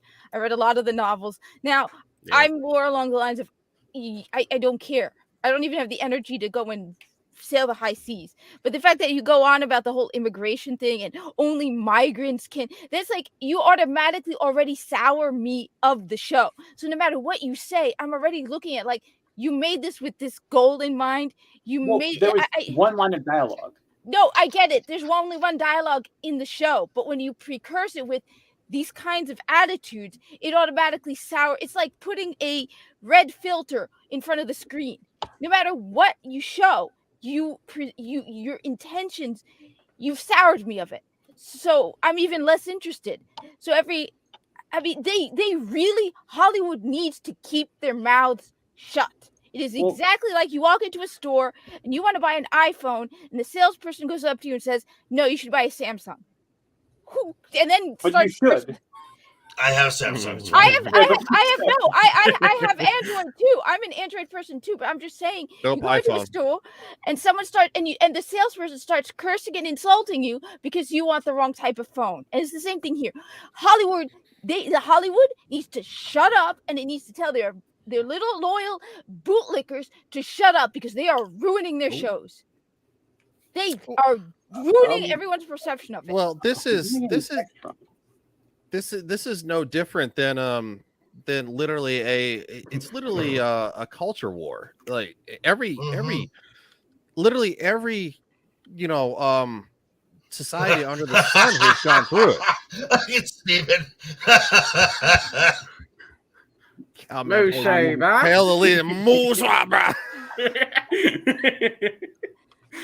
That's hilarious. Oh, Steven. They're doing themselves more harm than wrong. Thing. Well, of course.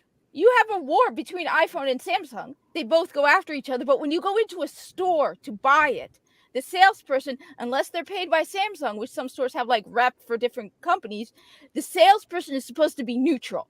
If you go to them and like, what are the advantages of an iPhone? These are the advantages. They don't tell you, fuck you, buy a Samsung. No, they say this is what you're getting. And that's the same thing. The news, the media, the shill media needs to be neutral and shut up.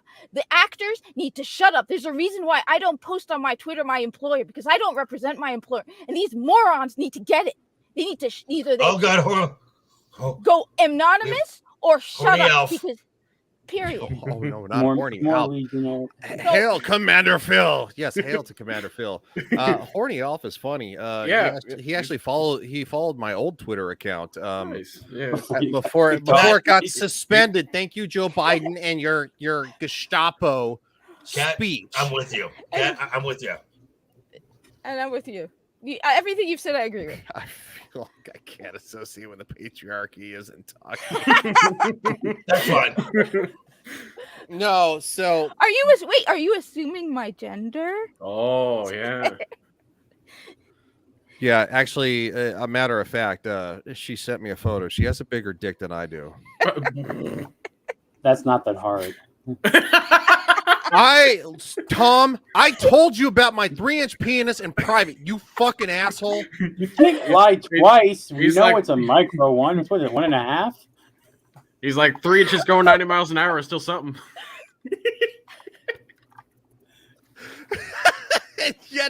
Yet again. He's like, why is this happening? all right. Anyway, I'm sorry for. I knew you guys wanted to close things out. Oh no. No, you're fine. We just try to wrap it up around the 2.5 hour mark. Oh God. Because many of us still have day jobs and stuff like that. So let's go around the horn. We're gonna start with in reverse position. The villain of the channel, the angry man, JB. What do you got coming up, buddy? Oh, so ranting and the whatnot. If you're not subscribed yet to my channel, you're cordially invited to subscribe to my channel. I'm about 18 away from 300, so do it now. Again, I'll be reviewing the Monday for House of the Dragon. A good show. And then I'll be on Pops on Tuesday. Wednesday will be Andor, a meh show. And then Friday here where I'll rant about everything else. Oh, I missed this reverse position. That sounds interesting. Yes, Joker likes to take the reverse position all the time. Hail, and thanks for moving. You weren't supposed to reveal that. Well, only with you, Ryan. Yes. And on to Kat hates Amazon Prime Video. She is the hijabi gamer. All right, I'm gonna be playing Steel Rising. I finally got my copy. It took like 2 weeks for this game to finally arrive. Looks awesome. Tomorrow I will be live streaming. I know I didn't live stream last week. I was trying to make videos. I haven't. Yeah. So hope to see you tomorrow. Subscribe to Joker's Voice. I'm still on my goal to get him first to 500. I will not rest until he makes it to 500. Everybody's links are in the channel. I love you. You're great. In the description. I'm sorry. Everyone's links are in the description. I haven't gotten you to 500 yet, so I still love the press, dear. That's great. Thank you. You're awesome. Mwah. Yeah, go sub to Joker Voice. He's great. So our special guest, Cmdr Phil, who has broken his second virginity, that backdoor virginity on his second live stream. Ryan. He wore the brown pants. Next week, the pegging. Oh my God.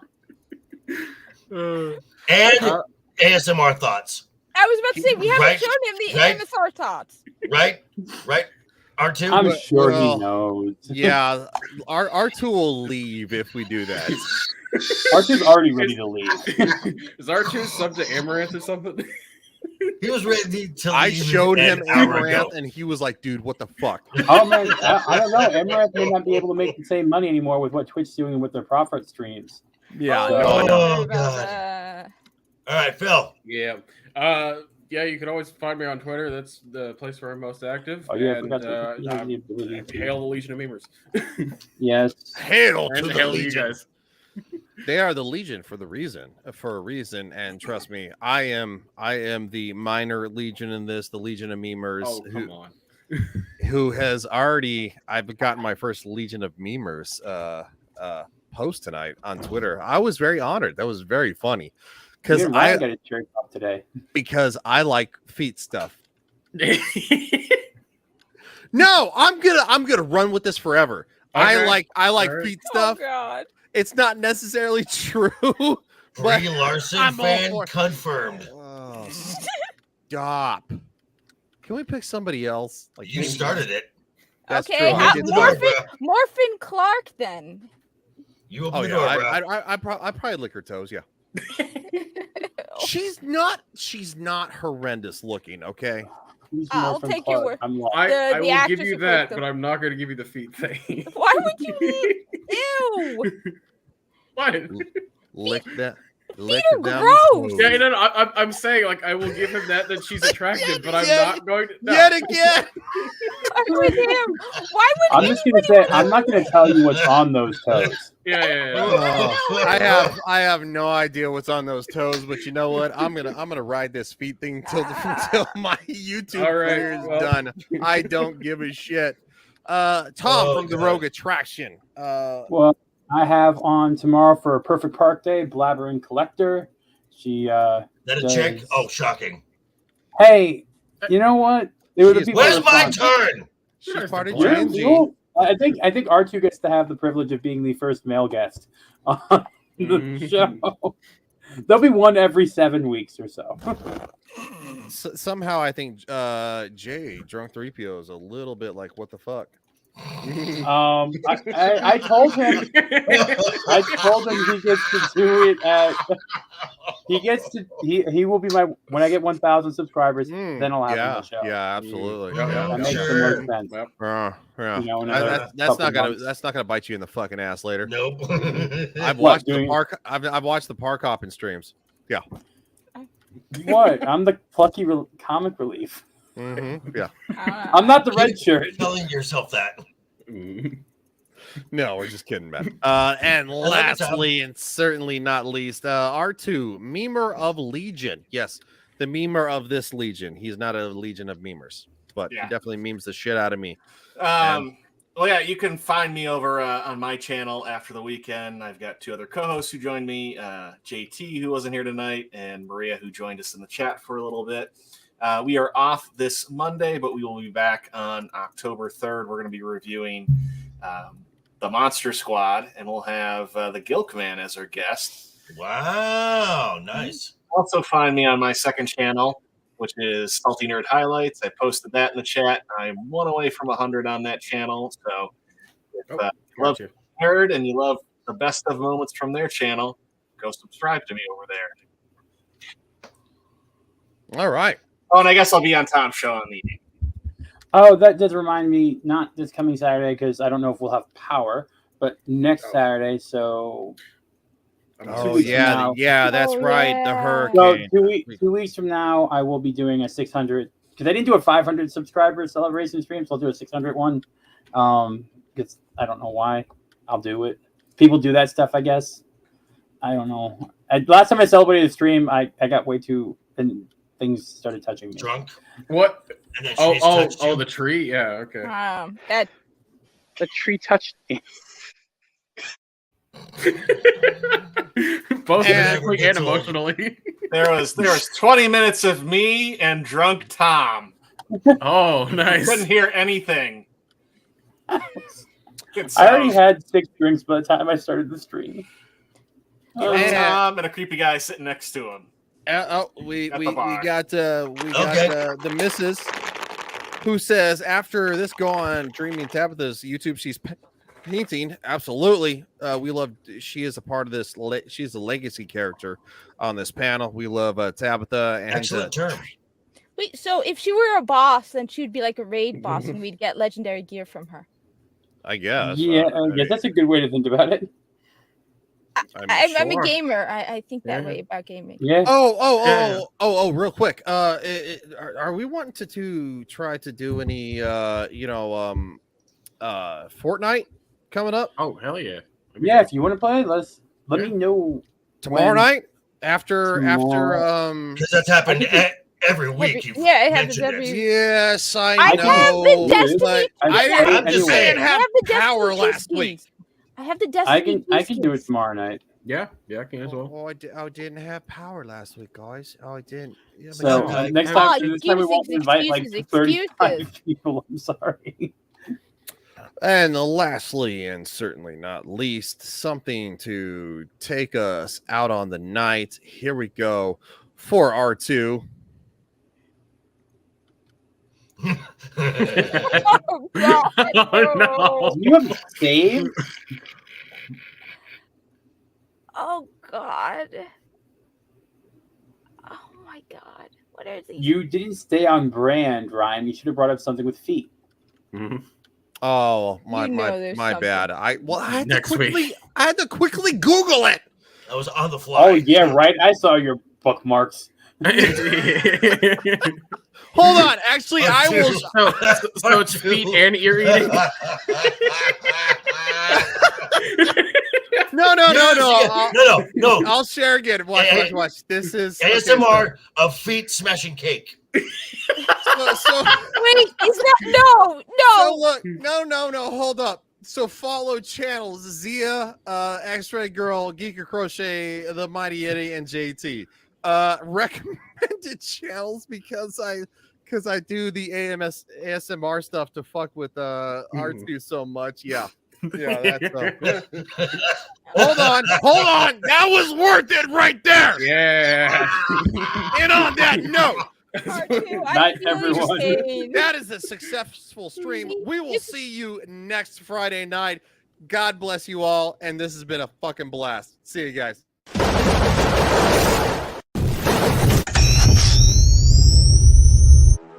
Maybe I am insane. Too hot to handle and too cold to hold. You see this? Right there in the mouth! Macho Man Randy Savage of the Ultimate Warrior and the forces of Hulkamania that I have seen. Great strides before. Together at SummerSlam. What you gonna do when Hulkamania and the Ultimate Warrior? I'm getting your foot off my shoulder. Well,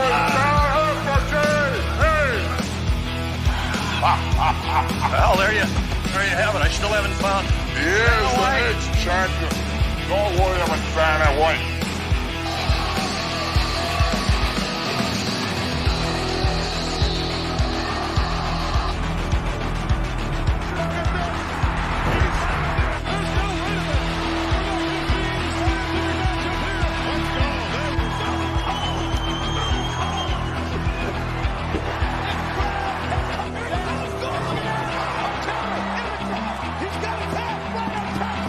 Because comparatively speaking to the Macho Man Randy Savage, you are nothing but garbage. Nothing but garbage, Diana. Yeah.